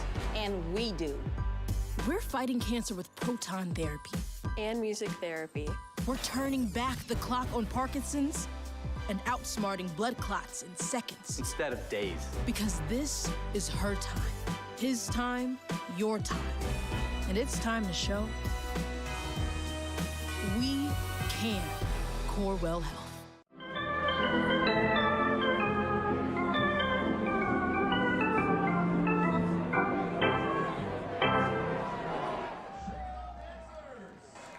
Hey fans, if you'd like to look like a pro and commemorate this year's championship win, visit our online store to pre-order an on-the-field celebration shirt just like the players will be wearing at the end of the game. Shop before September 15th and shirts will be available for pickup or shipment within a couple of weeks. To learn more and get your shirts at the end of the ball game here tonight, visit uspbl.com/shop. Take a look at the commissioner and CEO of the USPBL, Andy Appleby, as he's excited here as he's talking over with the umpires at home plate. What's been a great game so far. Had a chance to speak with Commissioner Appleby about the season and his thoughts on how this league has grown a lot. It's going to be celebrating its 10th season coming around May 2025, and it's going to be exciting to see. This league has grown a lot since it began in 2016. The Unicorns, the #1 seed here, trailing by 1 in the 6th to the Beavers, trying to pull off what has been an incredible run. This is going to be a first pitch strike to Patrick Baggett as Dyson Johnson is back on the bump, throwing over 75 pitches through 5. And the thing they have is that the bullpen, they are loaded. They have every arm they can use. Yeah, both teams are. Obviously, Utica having the week off, they got all their guys fresh, but the fact that the Beavers have every relief arm at their disposal just shows how well they played in the starting roles between Bass and Lokinen in the first 2 games. And 78 pitches in the playoffs for a starter on the Beavers, that's on the very low end, where they're averaging over 100 pitches from a starting pitcher over the last 2 games. Yeah, they just want to be able to get those guys to go deep into ball games, and you give credit to Lokinen and Bass for doing their job.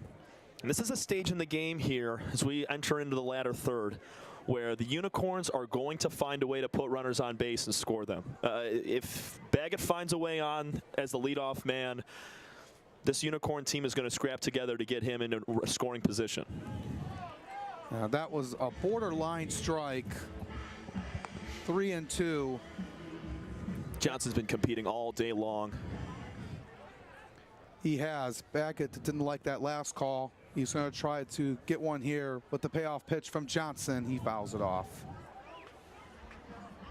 It just feels like, back to the point earlier, this is the time of the game when the Unicorns are down by a run or 2 and they're able to get a leadoff guy on, maybe a 1-out base runner, and have a clutch hit or a small ball bunt down the line, picking up on an error or 2 from the defense or a walk, and they find a way. Baggett goes down swinging.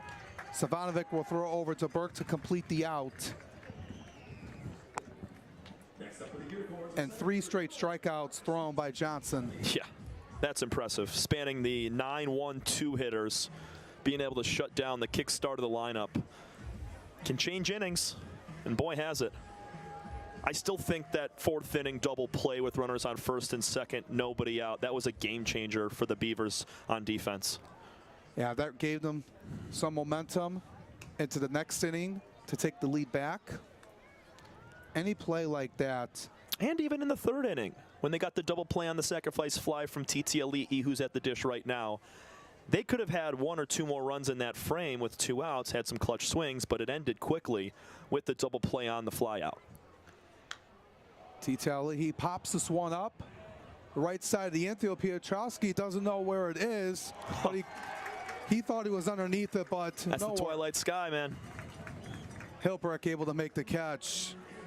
You just look at where it is, and both Burke and Piotrowski put their hands up. This is the time of night where the ball goes up in the air, you have no idea, but Ray Hilbrecht knew exactly where it was. He crashed in very hard from right field. Didn't have to call anybody off because nobody else was around the baseball, but this is a very dangerous time in the night where balls can fall on routine pop-ups. He didn't want that, like the ball just drops in front of everybody. And I'm glad they signified it though and let Hilbrecht know that they didn't see it, because if they at least make an attempt or try to go after the ball, Ray might not give that same sort of effort to come in hard, thinking that one of the infielders might make that play. But because both of them had their palms up to the sky, had no clue, Hilbrecht, he knew it was his ball to get. He did his job. That ball bounces in front of Savanovic, 2-0 on Austin Ochoa, who's 1-2 on the night. He just picked up his 40th hit of the year back in the 4th inning. 6 homers, 2 doubles, 22 RBIs, one of the best hitters in the league. 2-0 delivery from Johnson. Skied up in the air and foul ground. Right to Joe Burke, and it's a 1-2-3 inning once again. Dyson Johnson's on a roll, and we're through 6 here in this championship game. On to the 7th. Beavers up 1. We'll be right back.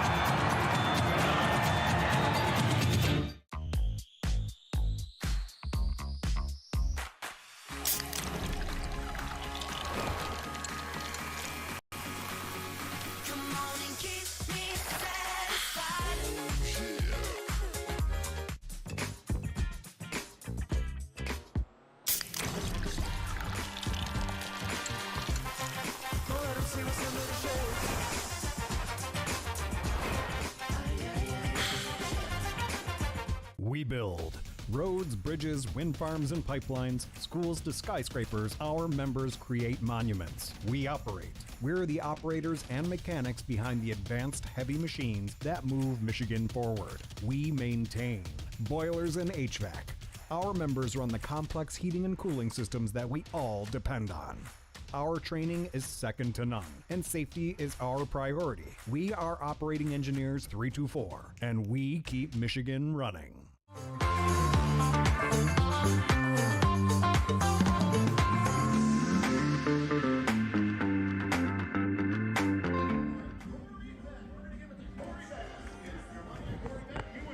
Easy 1-2-3 inning for Matt Colucci in that 6th. Got to pop out, a ground out, and a strikeout, showing why he is one of the best, if not the very best pitcher in the league. I mean, he won reliever of the year, so he must be. But coming out of that bullpen, he has been the star along with Danny Denz and company for the Unicorns.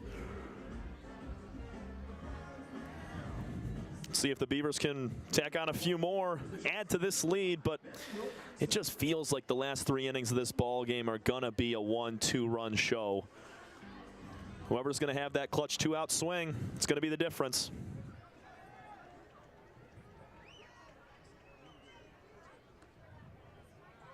Well, Coxon takes strike 1. A base hit and a walk, 2 runs scored.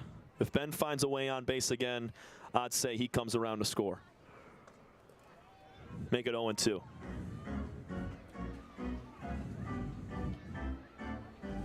No wind at the ballpark as the flag in center field at rest, the pennants in left field along with the Utica Unicorns championship flag all at rest as well in left. Colucci looking to start the inning out on the right note. 0-2 pitch, and it's fouled off the bat of Ben Wilcoxon. Had a single in the 3rd.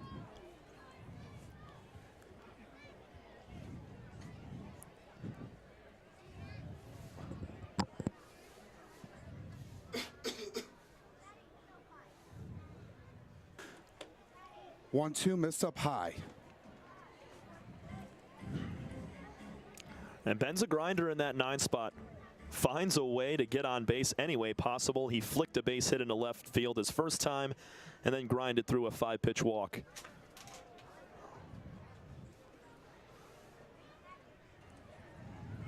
Miss low, 2-2. Wilcoxon out of Lexington, Kentucky. Played college baseball with the Hoppers' Austin Baugh. Spent 4 years with Joe Burke as a teammate at Wesleyan. Able to have those connections and able to get him into the league. He's been great all year long. Was on the Beavers last year as well. Nice play, Diesel. That's why they call him Diesel the defender right there. He's a guy that gets here 2.5, 3 hours before the ball game and works with the catchers, the infielders, the outfielders. Has his own jugs machine to put balls in the air like a pitching machine that skies the ball right up in the air, simulating a lot of the same pop-ups you'll see in this game. He prides himself and his team on the defense, and he made a really nice play there. Full count now is Wilcoxon still at the dish. It's been great to see what Dombrowski has done with his team. And there's an extra little storyline between these two teams and these two coaches. Talking with John Dombrowski before the game, he coined Jim Essien as his mentor. Dombrowski was the assistant manager for the Corns along with Essien years back. This is John's 8th year in the league, not specifically with the Beavers. He's going for another title with Birmingham this season, but he credits a lot of his baseball knowledge and ties to this league to the Unicorns skipper, Jim Essien. Yeah, Essien has also been really well and has had a lot of success, not just with the USPBL, but everywhere else he has gone. Has MLB experience as well on the manager side, doing the coaching staff. It's a first pitch strike to Bean. Yeah, he has seen baseball at the very highest level as a player and as a manager.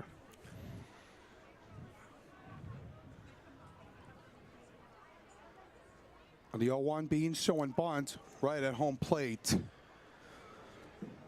That was an inside breaking ball at 84.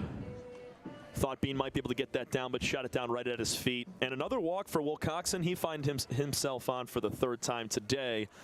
And like we said earlier, odds are he finds a way to come around to score, especially as a leadoff man aboard. 0-2, stopped by Kreisen. 1 ball and 2 strikes on Bean as we're in the top of the 7th. Well, Coxon is not caught stealing very often, but the last few times that he has been caught, one of those was from Ethan Kreisen with one of the best pop times we've seen all year long. Let's see if Ben tries him again. Fouls that one away is Blake Bean. Bean fighting right here. He knows this is a very crucial at-bat for him. 0 for 2 with a hit by pitch and a run scored for Blake. He's the difference in the game right now. He scored on the Joe Burke single, snuck the left hand in there on a head-first dive to the plate, and got past the glove of Kreisen. Ben Kreisen, actually Colucci rather, gets set as Colucci misses 2-2. Well, Coxon will need to be cautious if he wants to steal second, but knowing the situation here late in the ball game, if he can predict an off-speed pitch or something in the dirt, Ben will have a good chance to take 2. 2-2 from Colucci inside. Now, if they were down a run, the Beavers, and this was the 8th or 9th inning, probably not the 9th. If it was the 8th or even the 7th inning and they were trailing, they might try it. But with a 1-run lead, you got your entire bullpen throughout the next 3 frames. You're looking all right. You don't need to push the envelope too hard. Payoff pitch, look out, broken bat. Baggett trying to get the force out at second. They do, trying to relay in time. Somehow, some way, the Unicorns able to pull off a double play. What a turn from Baggett. This ball was not hit hard at all. Look at the quick hands of Patrick Baggett, the shortstop. Boom, quick underhand flip, and the John Lester bounce pass comes into play right there as Demetral spikes it, but this infield dirt gets a good bounce, and it was a waist-high grab for Weber. Big play right there to eliminate a leadoff man aboard. Important time for the Unicorns to turn that. We've seen some shattered bats today. That cold might be playing into it just a little bit as well. Yeah, just under 60 degrees at game time, and you're looking at 55 right now with a breeze. It was a lot like more of late September, early October. That's Michigan for you. You and I know that all too well, Alex, as being natives for nearly our entire lives. Yes, yes. You know, we've gone to some hot days at the ballpark in June, July, and we've cooled off, you know, in the 70s. It's going to be 80s next week. Yep, when everyone's all set and done, right over to Weber. Will need to step on the bag, and he will. And a huge inning from Colucci once again as we head to the Genesis Credit Union 7th inning stretch in our championship game. We'll be back after this.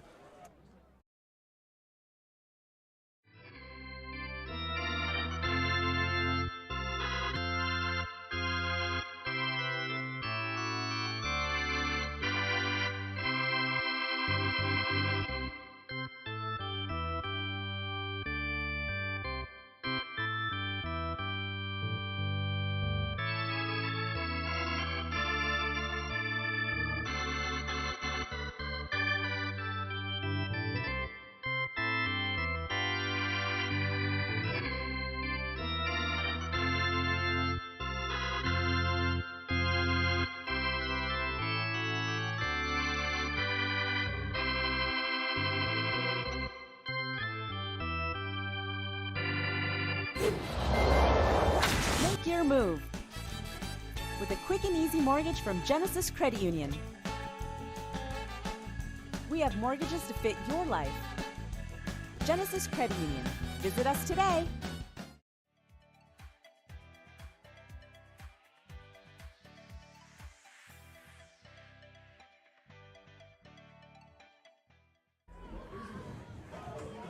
Bottom half of the 7th inning here in this 2024 USPBL Championship game between the Beavers and Unicorns, presented by our credit union. The Beavers have a 3-2 lead late in the ball game, looking to cap off what has been a great end of the season. Started off the year a little bit slow, 4-16 at the All-Star break, but here they are, 9 outs away from hoisting the championship trophy. And Dyson Johnson gets back on the bump for another inning. Yeah, Dyson's been awesome.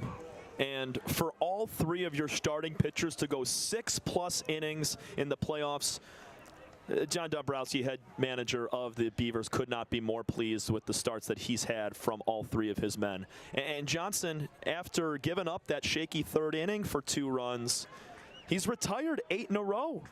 He had runners on first and second, nobody out in the fourth, rolled a double play on Jared Weber. Since then, everybody's been retired. He's mixed in 3 strikeouts in the last 5 batters that he has faced as well. Dyson's been spot on, and if he can continue into the 7th inning, it gives the Beavers another chance in the 8th to add a few.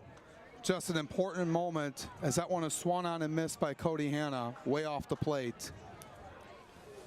About to throw 90 pitches in a few. There's movement in both bullpens as well.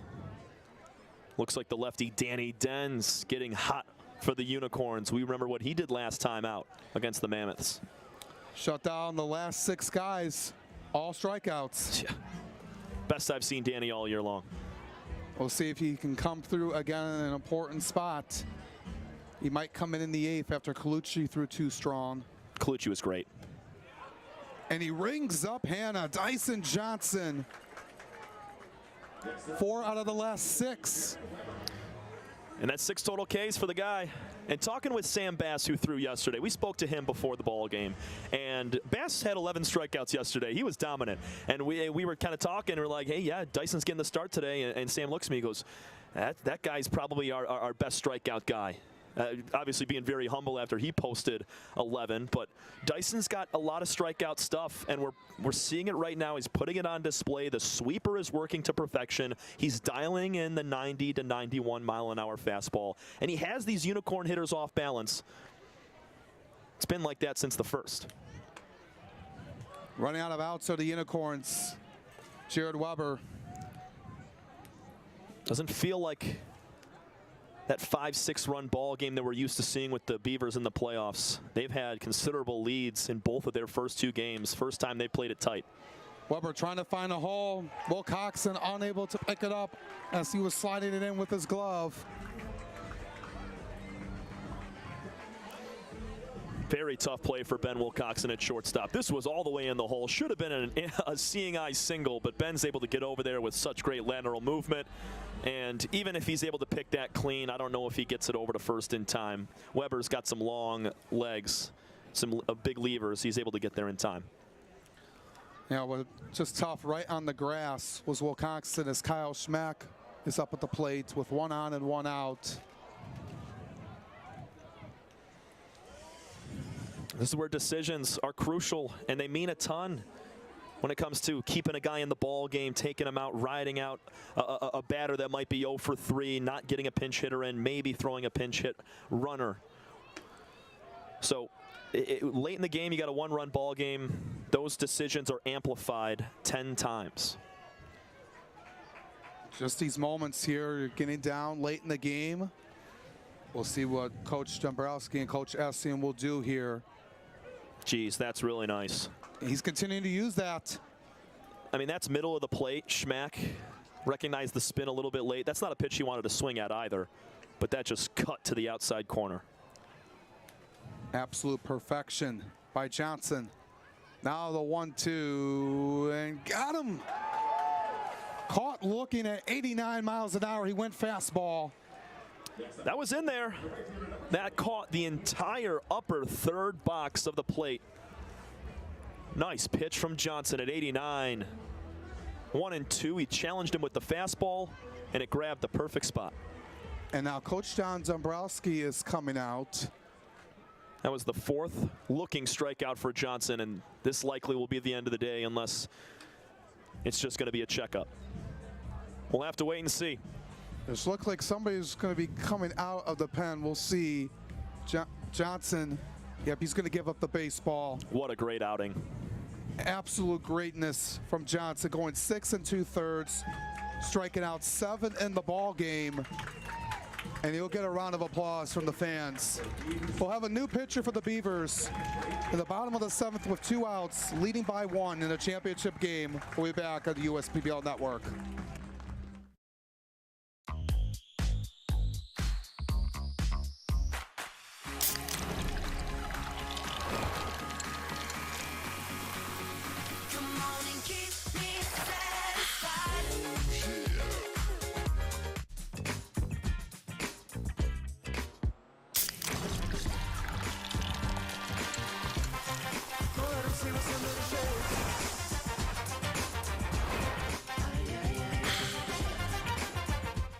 build. Roads, bridges, wind farms and pipelines, schools to skyscrapers, our members create monuments. We operate. We're the operators and mechanics behind the advanced heavy machines that move Michigan forward. We maintain boilers and HVAC. Our members run the complex heating and cooling systems that we all depend on.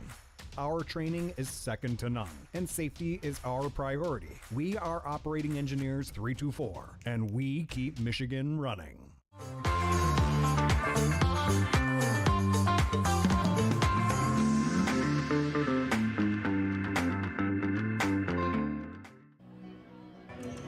Welcome back. The Beavers have a new pitcher on the mound. Sidney Ferry comes in relief for Dyson Johnson. Johnson was impressive here tonight. And now he turns over to Sidney Ferry to continue that here with 2 outs in the bottom of the 7th. Johnson followed up another couple of awesome starts from Loken and Bass, and Johnson gets out on the action. He goes 6 2/3. 4 hits allowed, 2 earned runs, 2 walks, and 7 strikeouts. An immaculate start once again from a Beaver starting pitcher, and now Ferry's going to be first out of the bullpen. He threw 1 inning. It was the 7th of the Thursday game against the Hoppers. He went 1 frame, 1 strikeout, did not allow a hit or a run. And on the season, he's got a 1-0 record, making his 14th appearance out of the bullpen this year. 23 strikeouts compared to 4 walks in 29 2/3 innings. He's trying to put the end cap here on the 7th, move into the 8th with a 1-run lead.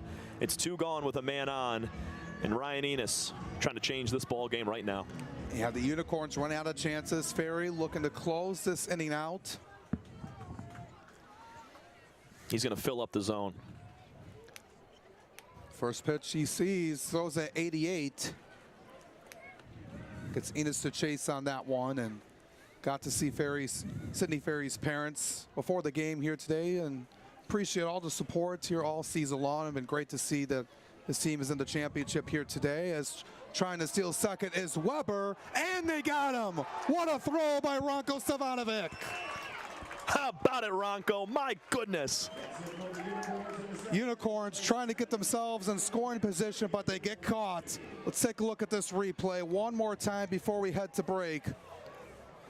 It was the perfect tag from Pietrowski. He got it on 1 bounce, held the gloves, sitting right in the base path. He looked at our field umpire, Aaron Woodbury. Easy call out for number 3. Weber tried to push the envelope, could not get there in time. We'll be back for the 8th inning after this. I'm Anthony Tomey, CEO of Tomey Group, and we're one of the largest Jimmy John franchisees in the country. With 50 Jimmy Johns and over 700 employees, it's a challenge to manage operations. What could possibly go wrong with owning 50 Jimmy Johns? People don't show up, equipment fail, run out of bread, no tomatoes, we need onions. Many different things can happen. Tryon allows us to really focus on the food and the operations of the restaurant. And that's why we rely on Tryon. You can always rely on Tryon. Everyone has something that motivates them to do better. And for me, that's my daughter Shelby. I named Shelby Construction Services after her as a reminder to always run the company in a way that would make her proud. Our goal isn't just to get the job done, but to get it done right. And that means making sure every customer has a 5-star experience. I think how a company treats you is just as important as the finished product. My daughter wouldn't have it any other way. Call 833-6-SHELBY. That's 833-6-SHELBY.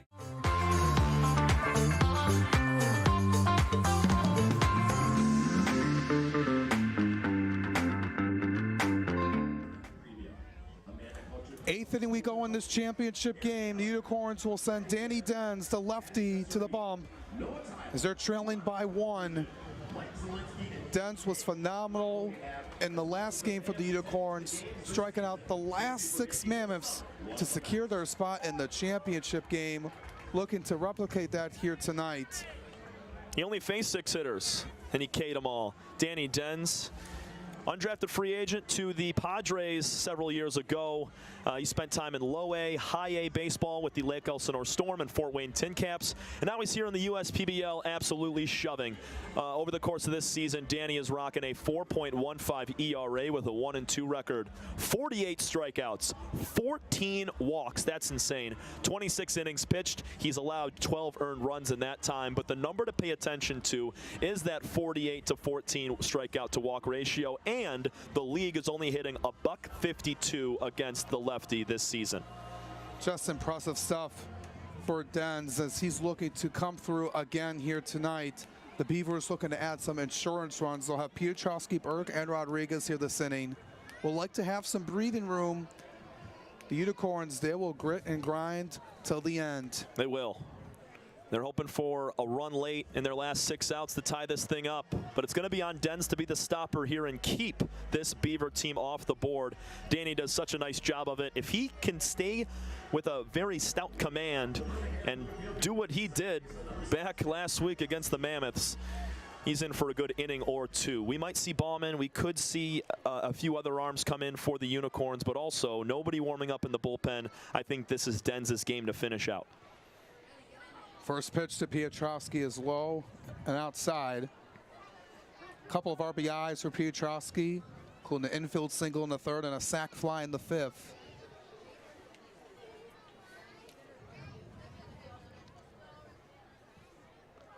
One-0 to Piotrowski.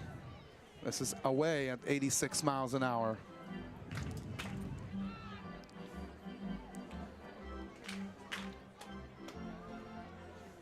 Dens is taking a long look at Ethan Kreisen, getting the sign from him. On the third base side of the rubber, he sets and throws. Swings and misses at that fastball below his knees. 2-1 on the MVP of this season, Matt Piotrowski. Looking to come through one more time. 2-1. Dens got him to chase. That's that 87-mile-an-hour pitch diving down in the zone. Dens throwing that cutter and that slider.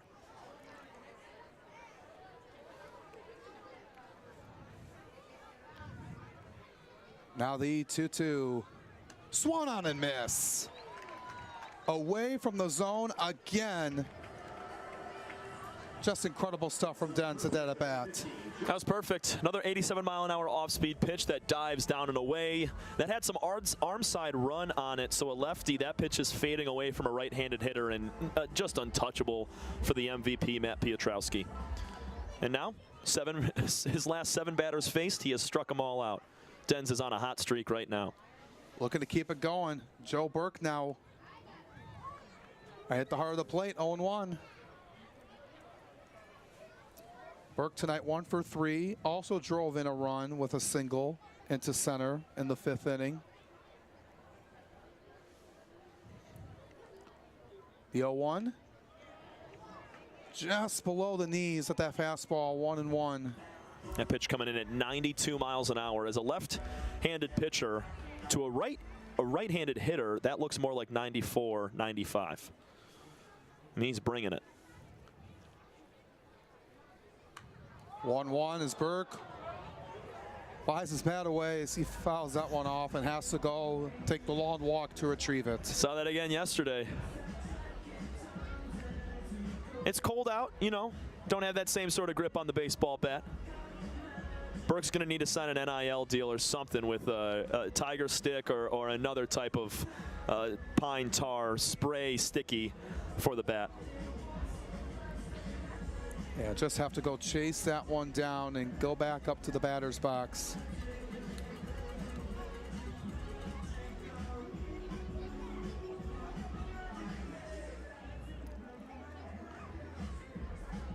It's been a great game. Couldn't have asked for a better finish to what has been a fantastic season. You're right about that. It's been neck and neck all day long.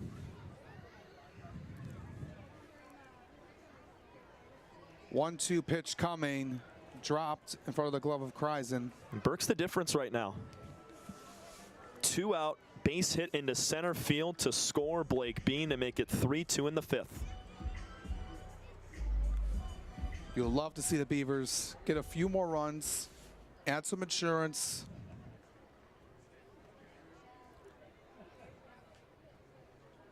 Two on the way, swing and a miss again. 8 straight strikeouts going back to last Saturday. I mean, this is a hot streak of all hot streaks right here for Danny Dens. He is executing every pitch perfectly. Another 87-mile-an-hour splitter that dove down and away. And Dens is utilizing that pitch so well. I'm sorry, that's not a splitter, that's a cutter. He's going down and away with that thing. Really nice. It's been his go-to so far. We got a lefty-lefty matchup with Rodriguez at the plate. Drives this one on the first pitch, but it's going to stay in the yard. It took a loud swing, but Ryan Enos is underneath it. A 1-2-3 inning for Danny Dens. We head to the bottom of the 8th. The Unicorns trying to tie this game up way back from the championship game. The Dave & Buster's method is designed to help you unlearn adulthood and discover the funner you hidden within you.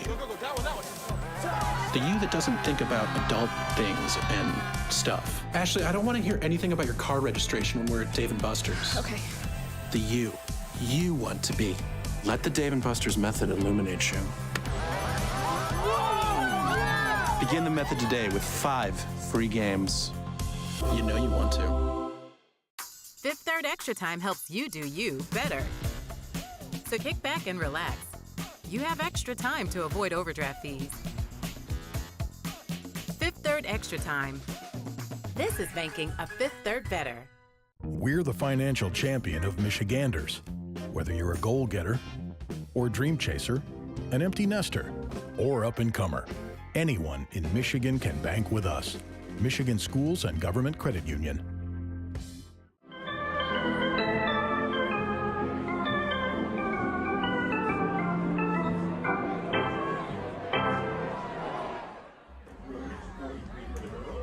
John Dombrowski is calling on Greg Lokinen here in the bottom of the 8th inning in this championship game, who went 6 innings through 100 pitches and 10 strikeouts on Thursday night, getting called upon here to keep the score where it's at. Lokinen, the ace on this team all year long, trying to come through here in the clutch. Talking with Greg pregame, I asked him, you got a chance to throw today? He said, oh, I'm ready, baby. I had the day off yesterday. It's only 1 day of rest for Greg Lokinen, and he is entering late in this ball game. Oh, man, this has a little bit of remnants of Madison Bumgarner in the World Series. Shout out to our executive producer, David Cross, for pulling that out for us. My goodness, I cannot wait to see this crafty lefty go at it again. 113 strikeouts on the year for Greg Lokinen through 94 2/3 innings. He has walked 36 with 113 strikeouts. He's got a 3.42 ERA, a 9-5 record. Trying to put another 0 on the board late in this one. Yeah, we'll see how he does. Like you said, only having that 1 day off, but Coach John Dombrowski believes in him, and he can go regardless of how many days off you have, and just getting out there to get to work. He'll face Enos, Kreisen, and Demetrol. Enos was at the plate when Weber was caught stealing second, and it was a really great throw from Stefanovic over to Piotrowski to get him out. That was, I mean, best throw we've seen in a couple of weeks from Ronco right there on one short hop to Piotrowski, and that was an inning killer.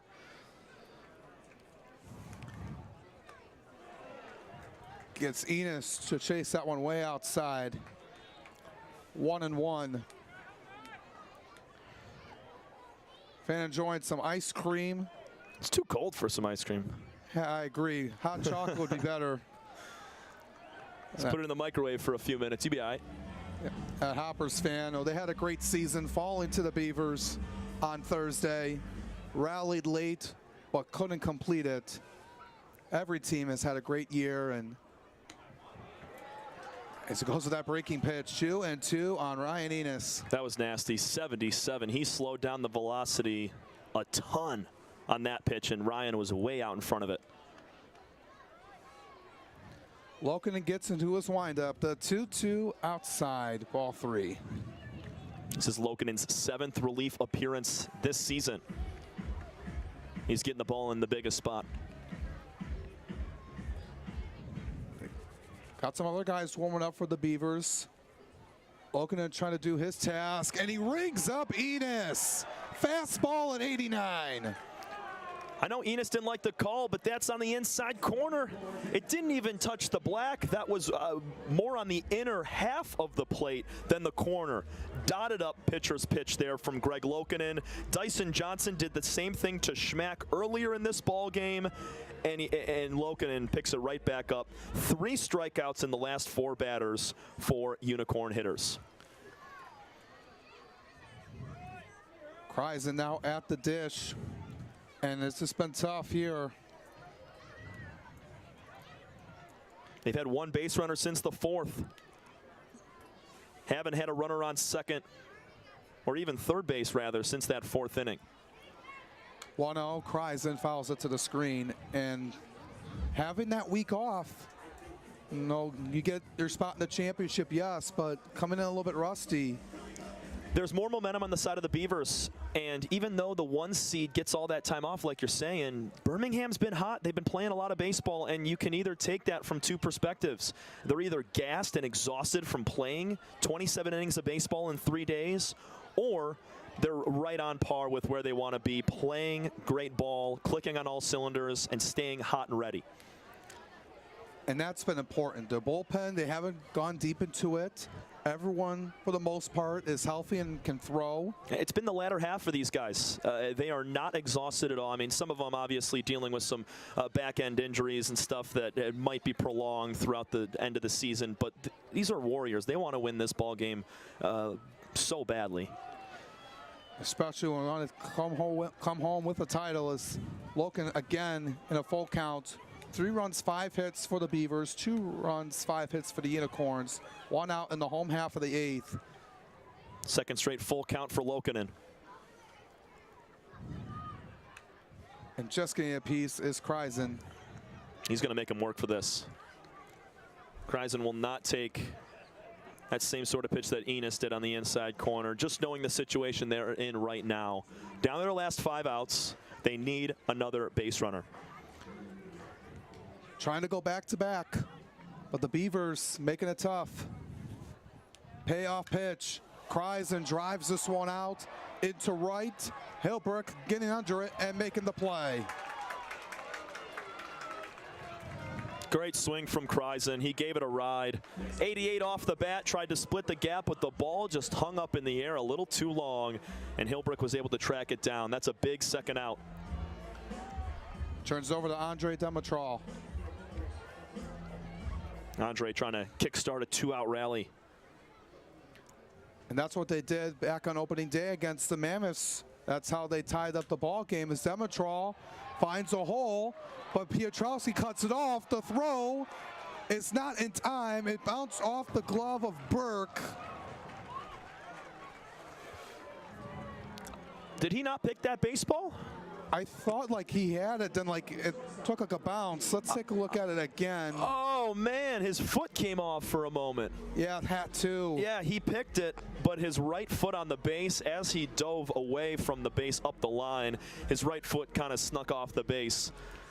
And there's conversations being had on the bump. Great play from Pietrowski to get over there to his left side and even have a chance at getting Demetral. Coach Nick Caruso just checking up on Lokanen. Gone through a couple full counts, able to get the outs though. And now he's going to face the right-handed hitting Patrick Baggett. As you mentioned earlier in the game, Alex, the only switch hitter in the league. And now with the lefty Lokanen on the bump, Pat's going to have to bat from the right side. Had an RBI single back in the 3rd inning.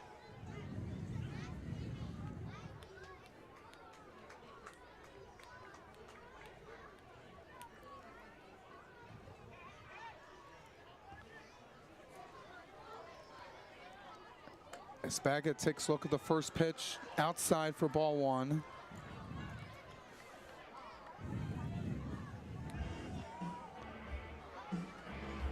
Like I mentioned, the Unicorns were on opening day before Demetral got that hit. They tied it up in the bottom of the 8th.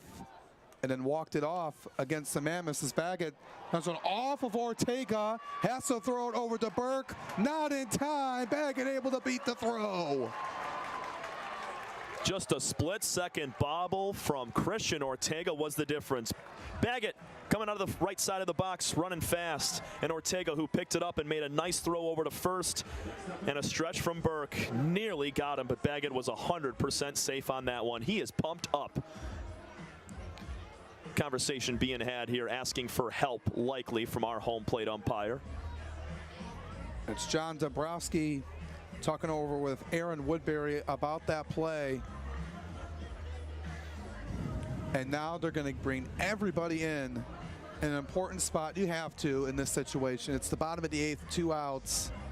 And that's what Skip wants right there. He wanted all 3 umpires to congregate, get together, asking for help from that first base umpire. And just talk about it. See if they had a different view. I know our home plate umpire, Sal Giacco, he's got a little bit of an angle down that line at first, or from home plate, I'm sorry. Woodbury's probably got the best angle over at first base, although he was outside of the runner and Burke.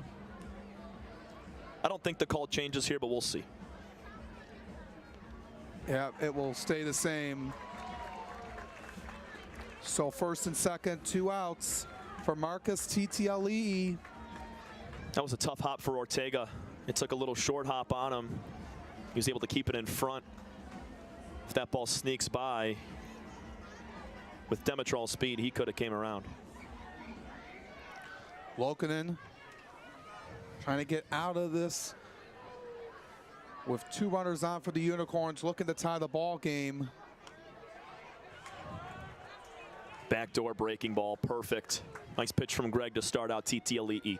This is the first time the Unicorns have had multiple runners on base since the 4th. Got to capitalize here. 0-1 on TTLE. Here's the pitch, and he fouls that one off.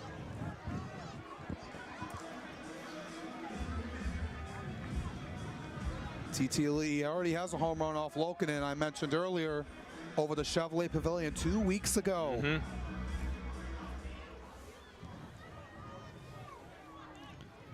Will he come through here again? Down 0-2 with 2 outs in the 8th. The pitch. Missed inside. That was oh so close. Lokinen thought he had him. Trackman had that on the inside corner. Tough call for the home plate umpire, especially on the inside corner there. If that's on the outside corner, more likely to be called a strike than on the inner half. Now the 1-2, and he'll try to battle as much as he can. Marcus not going to go down without a fight. Another one of the latest additions to this team, along with Cody Hanna. TTLE with monster numbers in college. Arizona Christian University in Bellevue, hailing from Peoria, Arizona. Lokinen takes a second and throws. Hits on the ground. Wilcoxon charging through it. The throw over to Berg. Diving is TTLE and unable to get to it as he's called out. Lokinen comes through, and the Beavers come through as well as the Unicorns strand 2 in the 8th. We head to the 9th. We're back for the finish of this championship game. Hello everyone, I hope you're having a great time at Jimmy John's Field experiencing another exciting baseball game. This ballpark is one of many quality of life recreational assets Macomb County has to offer. And as you leave here today, let me invite you to explore Macomb County's diverse range of outdoor assets by visiting MakeMacombYourHome.com. You'll find that Macomb County's trails are open year-long and available for walking, running, biking, as well as paddling along the Clinton River. In Macomb County, there is something for everyone. Find out more about Macomb County's 4 seasons of fun by visiting MakeMacombYourHome.com. Now let's play ball.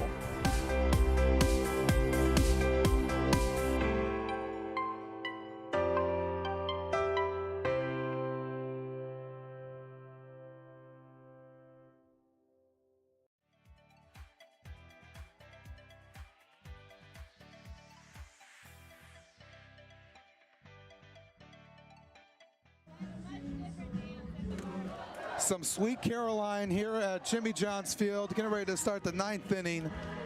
of the USPBL Championship game. It's been a great one here tonight. 3-2 lead for the Beavers.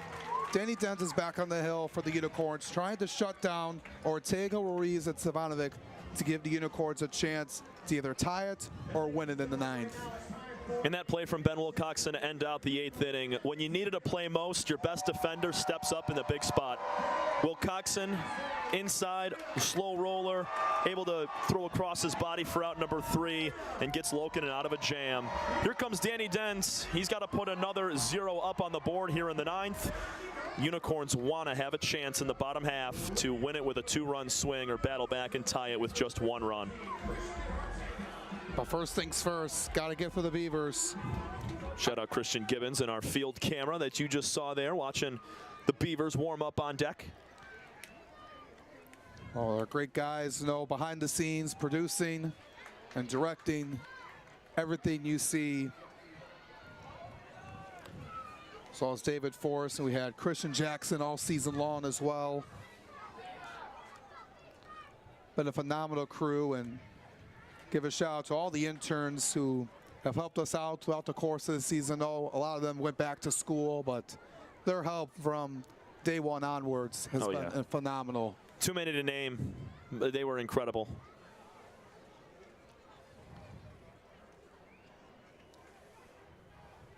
And come down here to the 9th inning. It's 0-2 on Ortega.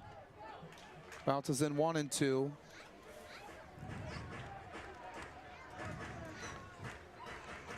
What's at stake here for both teams? The Beavers looking to cap what would be a magical end to the season and have their 4th title in team history and 2nd in the last 3 years. Unicorns trying to go for back-to-back, 5 in the last 6 and 6th overall. Hit foul at home plate. Warming up for the Beavers. Save leader in the USPBL, Brett Irwin. I'd be surprised if they send Lokinen back out for the 9th. It's likely going to be Brett Irwin's inning. He put the finishing touches on the Thursday game with 2 scoreless innings in the 8th and 9th against the Hops. Now, we'll see if he gets a little bit more cushion. 1-2 pitch, Ortega fouls it off again. Great fight from Christian. Even though the Beavers have a 1-run advantage, the sense of urgency still has to be high. One swing of the bat in that bottom half in this game could be tied, or the Unicorns take a win. So being able to get up by a crooked number here in the top of the 9th inning, your last chance to add some runs, it's got to come right now. Here's the pitch. And Den strikes out Ortega with that cutter. Wow. I mean, Dens just continues to sit down the best hitters in the league with ease. 3 of the first 4 he's seen here tonight. Now Pablo Ruiz, after having a 6 RBI day yesterday, is 0 for 3 here tonight, but looking to get 1 more hit for him on the season, as Dens wants a new baseball.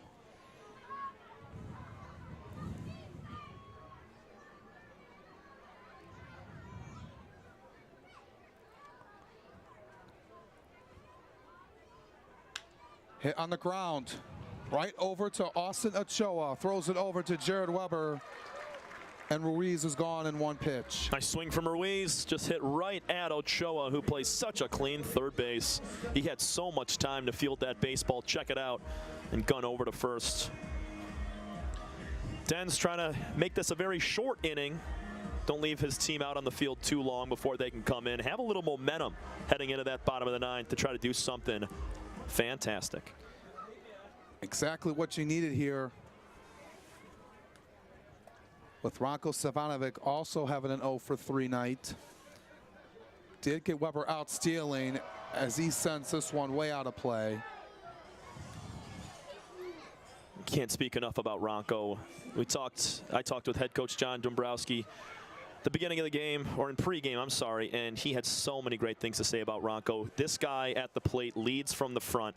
He does a great job. All the other players that have joined onto the league throughout the season, they follow in the footsteps of Ranko and the way that he plays the game of baseball. Swing and a miss, down 0-2, and I also talked to him as well And he was one of the guys who's been here from the start, and he's just been happy to see how this team has turned around. The right group of guys they've brought in right at the senior showcase have stepped in nicely. Guys like Blake Bean, Chase Rodriguez. And his development as a player, I mean, he was up for the Developmental Player of the Year award because of the strides that he made over the course of the last few months. And that's exactly what it does. He has that leadership presence, and it's made one of the most important plays of the game. Yeah. I mean, I know he's 0 for 3 at the plate, but you throw out Jared Weber in a huge spot in the 7th inning. That, as you mentioned, one of the biggest plays of the game. He's a pivotal piece to this program. 0-2, and Dens thought he had it. The entire Unicorn team was trotting off the field on that pitch. That's right on the outside corner. Could not have placed that ball any better, could Dens. He'll try again, though. Count reads 1-2 on Savanovic.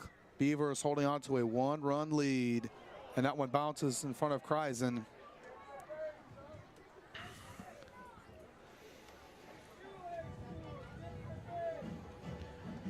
When we get to the bottom of the 9th, the Unicorns will have Austin Ochoa, Cody Hanna, and Jared Weber.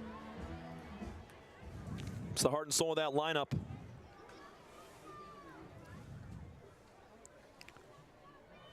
Now the 2-2, swing and a miss. Danny Dens is fired up. Comes up huge once again with 4 strikeouts and over 2 innings of work. Last chance for the Unicorns in the championship game. We'll be back here on the USPBL Network. With a transforming world, we can see how drastically the world is heading towards automation. And so, we need 24/7 surveillance and security systems for our homes and businesses to avoid any theft or breach of privacy. JARBCOM brings the installation of security cameras to the tip of your fingers with our state-of-the-art mobile app. JARBCOM also provides surveillance monitoring of your entire property with flexible options that offer a dependable solution to be scaled to fit any domestic or commercial need.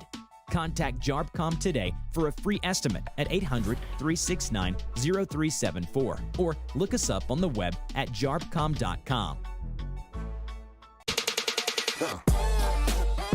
Check your checking.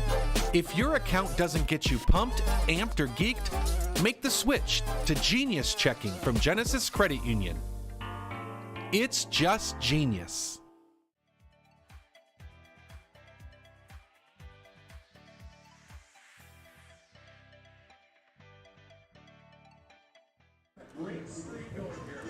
That's Brett Irwin you see on the mound. The Beavers are 3 outs away from hoisting the championship, trying to become the second 4 seed in the last 2 seasons to become USPBL champions. But he'll have to face Ochoa, Hanna, and Weber first to get there, holding on to a 1-run lead. This has been a great game all night long, Tom, and it's up to the man who has led the league in saves this year to slam the door. It has been an incredible game. Could not ask for anything better than what we have seen tonight. Brett Irwin making his 23rd relief appearance, a 2.97 ERA and a 2-1 record on the year. Brett's thrown 30 in a third innings. He has struck out 45. He has only walked 15. We're seeing the best pitchers from both sides throw today, and they've all done a fantastic job. Brett Irwin trying to put the end cap on what would be quite a magical comeback season for these Beavers. 3-13 to start the year. They were dead to rights, could not score a run, were giving up 10-12 runs a ball game. They hit the senior showcase. They pick up some players. You get the Chase Rodriguez, Pablo Ruiz, Blake Bean, a few new arms, and you're 3 outs away from hoisting the chip. Irwin gets set to face Ochoa. First pitch is high at 91. League hitting a .188 against Brett Irwin this season. He's allowed 4 long balls and 8 doubles on the year. Got him inside corner at 93. Anyway on here for the Unicorns. You got a scratch and claw like they have done all year long. Hey, on the ground foul right over to Jim Essian, the head coach of the Unicorns. Irwin's got nasty stuff as well. Slider and 2-seamer going to be his other pitches besides the 4-seam fastball. 1-2, gets in the chase, way outside for strike 3. There's that slider. Starts in the middle of the zone and just whoop. Chris Berman style goes right off the plate into the left-handed batter's box. What a pitch to start out the 9th. Now Cody Hanna's turn. Couple of strikeouts and a walk tonight for Hanna. First pitch inside, was trying to hit the inside part of the plate but couldn't.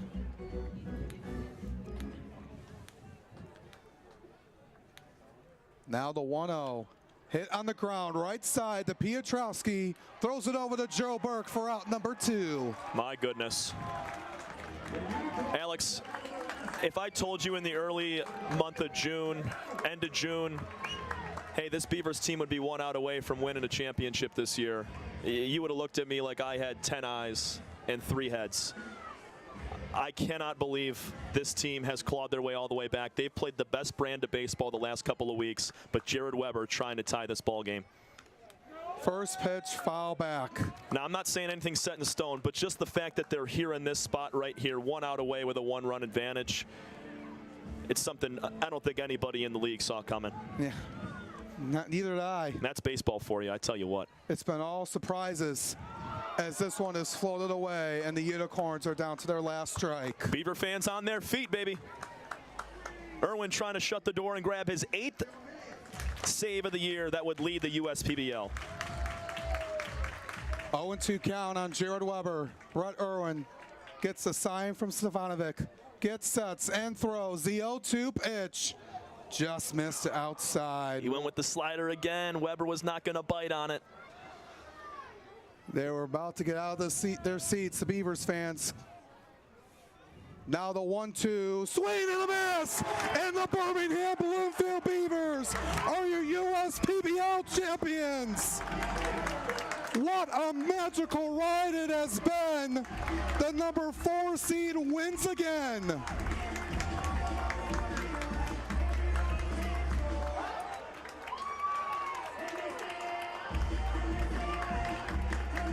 From top to bottom, 1 through 9, the starters, the relievers, the coaching staff. This team deserves every bit of this. A 3-13 start. They were the worst team in the league for the first couple of months, and they turned it around to become the very best team and the one to win it all. Wow. Head coach John Diesel Dombrowski, got to be proud of these guys, but it's the players on the field that put it together. What a game. Matt Pietrowski comes through with 2 RBIs. Joe Burke with the swing in the 5th to give them a 3-2 lead, and their bullpen carried them the rest of the way. Sidney Ferry, Greg Lokinen, and Brett Irwin grabs a couple of strikeouts in the 9th inning to win the 4th title for the Beavers this season. Alex, what a year, man. Holy cow. Yeah, absolutely, man, Tom. These Beavers have climbed their way up to this championship game and win it all. They were at the bottom. We mentioned that slow start, 3-13, then 4-16 at the All-Star break, and then bam, they turned, did a complete 180, and they went on an incredible run, knocking off the Hoppers in the first round, the Mammoths yesterday in blowout fashion, and take down the defending champs, the Utica Unicorns, for their 4th title in program history and their 2nd in the last 3 years. Incredible. And I know we saw all 9 guys today with some relievers, but I want to give some credit to Vasily Kaludis, Tyler Shin, Andrew Verbrugge, Julian Pichardo, and Jacob Pennington. Sam Bass as well. He did not pitch today. He was phenomenal yesterday. But this entire team from top to bottom, they changed their identity halfway through this season and said, are we going to be a team that's going to compete for something this season? And boy, did they. They pitched incredible. They did a nice job defensively, never made any mistakes. Head coach John Diesel Dombrowski is juiced up with his guys. Ranko Stefanovic gets the big hug. I'm so happy for all these guys, man. And for the Unicorns, they played a heck of a year. I mean, they scratched and clawed all year long. They kept this game so close. They battled in the 3rd inning, grabbed a few runs to take a lead. But but it was the Beavers in the end with a 2-run fifth. Joe Burke with the go-ahead hit, and the game-winning run came in by Blake Bean. Alex, this is a storybook ending. Back-to-back years, the 4th seed has come back to win it. Yeah, this has been incredible. No, looking back what we said, if this team would be in this same position in June, you never would have thought of it. Absolutely not. But now they're here, hoisting the championship trophy. Coach John Dombrowski, Coach Nick Caruso, and the rest of the guys got to be very happy for what they've done this year. It's been an incredible journey for these guys. Coach John Dombrowski works with these players night in and night out. All the drills you see before the game, we got a chance to talk with them throughout the course of the season, and it pays off. Just incredible work.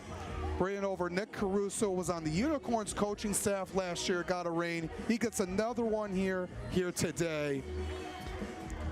And making the decision to go to Greg Loken in the 8th inning, that was the difference.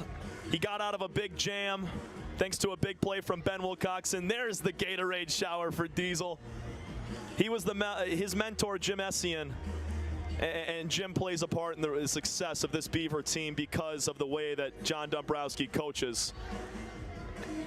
I couldn't be happier for this Beaver team, man. They showed up to the ballpark with a smile on their face every single day, even with the under 10 games of 500. And they battled. You look at it, this is a team that overcame 27 innings of baseball in 3 days and came out and won. Now, they didn't have a ton of hits, they didn't score a ton of runs tonight, but they did what was necessary on the mound and defensively to gut out this win. The Beavers, the most complete team of the year, because they can do it on all sides. And it's just a complete bookend to what has been a great ride. Started out slow, but then they picked it up, and bam, here they are at the mountaintop here in September, and hoisting the trophy here in just a few minutes. And you got to give credit to all these guys and those guys who came in at the start of the season, who have been here all season long. And then you got to also give credit to the guys who came at the Senior Showcase: Blake Bean, Chase Rodriguez, Pablo Ruiz, and many of the other guys who have stepped in as well. And it's been a complete team effort, and this has been the best game for them, and just happy to see them here, all smiling. What a year for the Birmingham Bloomfield Beavers, a team that started off the year 4-16 at the All-Star break. We're 10 games under 500, at the regular season at the end. Pulled it off in the second half, getting ready to give themselves a championship team photo. And just can't say really anything else. They start trying to get everyone in there. It's the fans all over around them. I mean, at this point, I'm speechless. There's nothing else I could say about this team because of how successful and positive they were all year long and able to pull it out against all 3 other teams. They took down the Hoppers 6-4 on Thursday. That was a big win. The bullpen came through late for them. They get a 9-0 win, blanking the Westside Woolly Mammoths last night. A couple of 4-run innings helped them to a big win, and tonight they grabbed 2 in the 5th. Joe Burke and Matt Piotrowski, the 3-4 hitters for this team, with some of the biggest swings. And that's your ball game, and that's your season. What a year, Alex. I love being on the call with you. I got to give a huge thank you to our entire production crew. I want to give a huge shout out to all of these players, not just from the Beavers, but from all 4 teams. The professionality to talk with us, share their stories, be respectful with the broadcasters as well, and have us kind of key in on what it's like to be a professional ball player. I tip my cap to every single one of these guys across all 4 teams and the coaching staff as well. They couldn't have treated us any better. And look at the faces of these Beavers, man. That's got to be such a rewarding feeling from the start they had. Yeah, absolutely. Everyone has been great, from all the coaches, the players, everyone out here.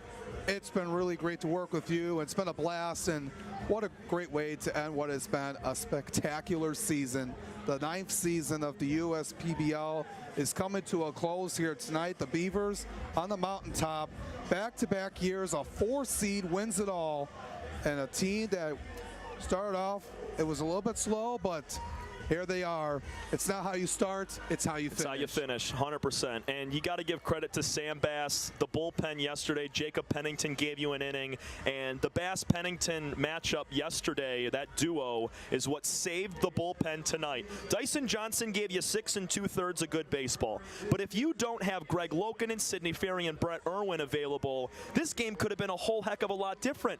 All of those guys were ready to go. They laid everything on the table in this game, and we saw a bunch of zeros once again from the relief staff. Beavers are champions in 2024. Absolutely. This has been incredible. Everyone is celebrating right now and having their championship shirts as everyone's all around them. Coach John Dombrowski right into it. He was the man that led this team around. And what a year it has been for the Beavers. Patty Cesarini going to catch up with Diesel, Andy, and this entire Beaver team. And we're going to send it down to her right now. Send it down to the center of the field for the championship trophy presentation. Thank you very much, Johnny. I'm here with Andy Appleby, our CEO and Commissioner. Andy, that's a wrap on the 2024 season, the 9th USPBL season. What do you make of this one? Yeah, Patty, it was such a great season. I think the first thing I'd like to do is thank all you fans for a wonderful summer.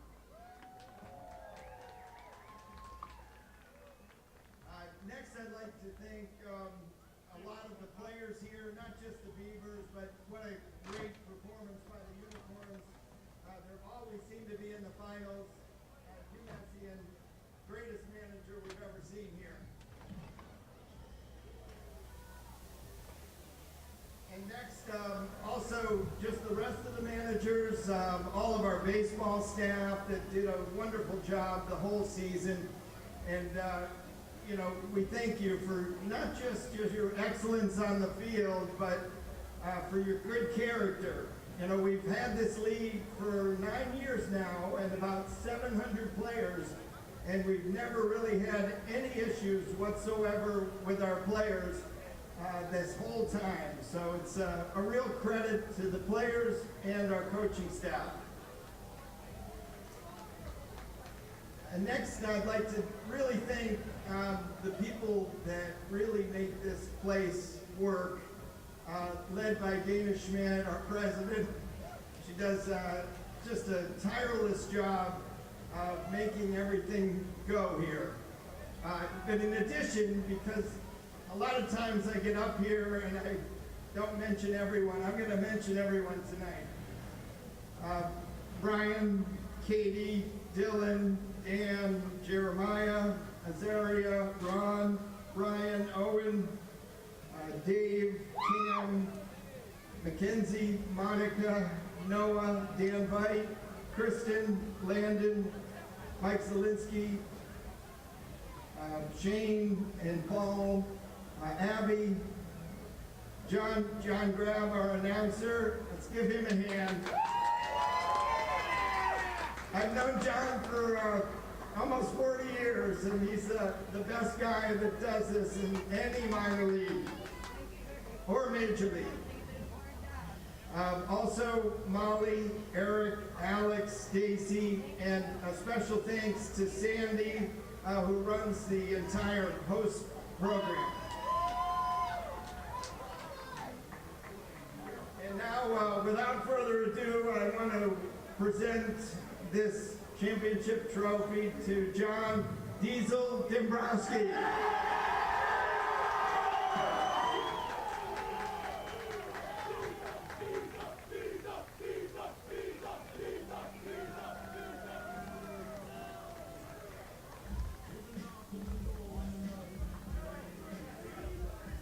Can you even put into words what this thing means to you right now, with what you're holding in your hands? This is the ultimate of the Jimmy John's USPBL season right here. It's not my first, but it's a first for a lot of these guys. Thank you, fans, for coming out. I love you. I gotta say thank you to Jim Essian and the Unicorns. Jim's a big mentor to me, and the reason why I'm in this league, and he's like a father to me. say thank you, Jim. Andy, thank you for everything. We appreciate it. Beavers, this is your trophy right here, guys.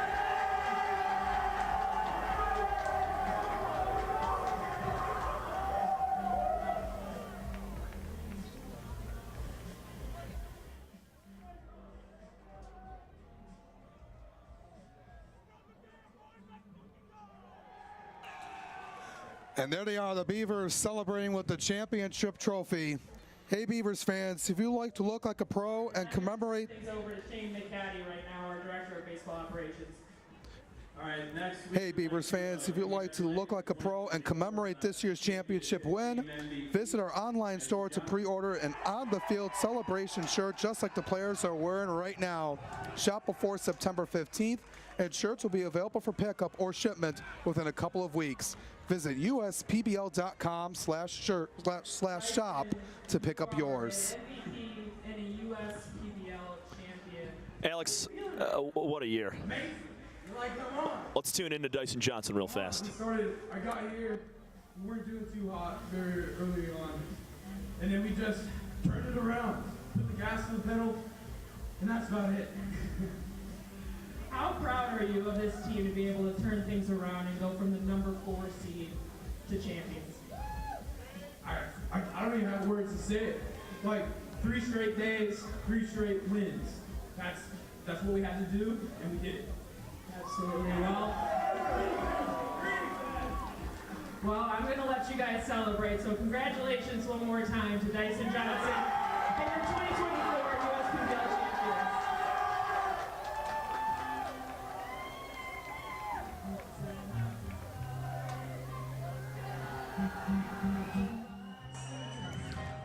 Thanks so much, Patty. And you gotta be happy for the Beavers here tonight as they're celebrating. Champagne showers, baby. What a remarkable year as we close another chapter of another USPBL season. And I'm sad, I know you are too, Tom, that it's all over. But what a year we've had. Yeah, it felt like yesterday we were watching Patrick Baggett win on a walk-off walk with the bases loaded in our big inning game way back in middle of May. I am just so proud of this Beaver team because that just shows, not just in baseball but everything, you never give up. You might be down early, but boy, you have a long season, you got a lot of time left, and you can battle back and come out on top champions. This team, every single guy from top to bottom deserves every bit of this, and I'm so darn proud of this group. And I want to give a huge thank you, as I said, for the players, the coaches, but our intern staff. I mean, we had the very best analytics intern with us, Devin Wiles. He's a student over at University of Michigan. He was helping us out all year long. When you listen to us talk about what percentage a pitcher throws a certain pitch or what pitches he's thrown, that's all Devin. And that's just the tip of the iceberg. He was able to give us so much information and help us on the broadcast to make these players look better, make us look better on the broadcast. So Devin, not longer, he's back at school, not with us in the booth right now, but I want to give a huge thank you to Devin Wiles, and along with a lot of the interns that joined us on the crew this year. First off, not an intern, huge, amazing broadcaster, the guy, Brady Beaton, unreal broadcaster, and he's been in the booth with us, both of us all year long. Enver Shaplow, he's one of our camera guys. He was in the booth with us a little bit this year. Carter Lutz, Dom Minchella, Jackson Bickers, RJ Carroll, the whole crew, Cooper Schoenberg, all these guys deserve so much credit, so much props for stepping in here every single day and spending 5, 6, 7, 8 hours at the ballpark. So I appreciate what's going on in the field. I love these guys, but everything behind the scenes, our production crew, I know you get to them in a minute, Alex. So thankful and appreciative for such a professional job all year long. Yeah, we wouldn't be here without them, and it's been a great year. I also want to give a shout out to our production crew here today, our executive producer, David Forrest, our director here today, Christian Gibbons, as well as Christian Jackson, who's not here tonight, but who's been directing all season long. Deserves a ton of credit. Absolutely. And then our camera operators tonight, Enver Shaplow, Shane Sellers, our graphics behind the man all year long, Dominic Manchella, our in-game hosts throughout the entire season, Patty Cesariti and Madison Janabet, and then my partner, well, we've been working all year long, Tom Cowden. It's been a blast working with you, man. It's been a great season, and looking forward to what's to come as there's a look at our production crew, David Forrest and Dominic Menchal. Both of those guys have been phenomenal all year long. And you as well, Alex. I loved working with you all year. We had some amazing games. We had some blowouts at times, but this whole crew, from inside the booth to in the production room as well, I mean, it's a very solid crew. It's a pro crew, and we did a nice job this year, I will say. Yeah, absolutely. That's going to do it for us here from the USPBL Championship game. The championship belongs to the Birmingham Bloomfield Beavers after they pick up a 3-2 win over the defending champs, the Utica Unicorns. No more, as your Beavers are your 2024 USPBL champions. On behalf of everyone here at the USPBL Network, on behalf of my partner Tom Cavanaugh and the rest of the crew, I'm Alex Johnson. Thank you for tuning in to tonight's championship game, and thank you for tuning in all season long here on the USPBL Network. And we'll see you next season right here on the USPBL Network. And congratulations once again to the Birmingham Bloomfield Beavers on being USPBL champions. Have a good night, everyone, and we'll see you all next season.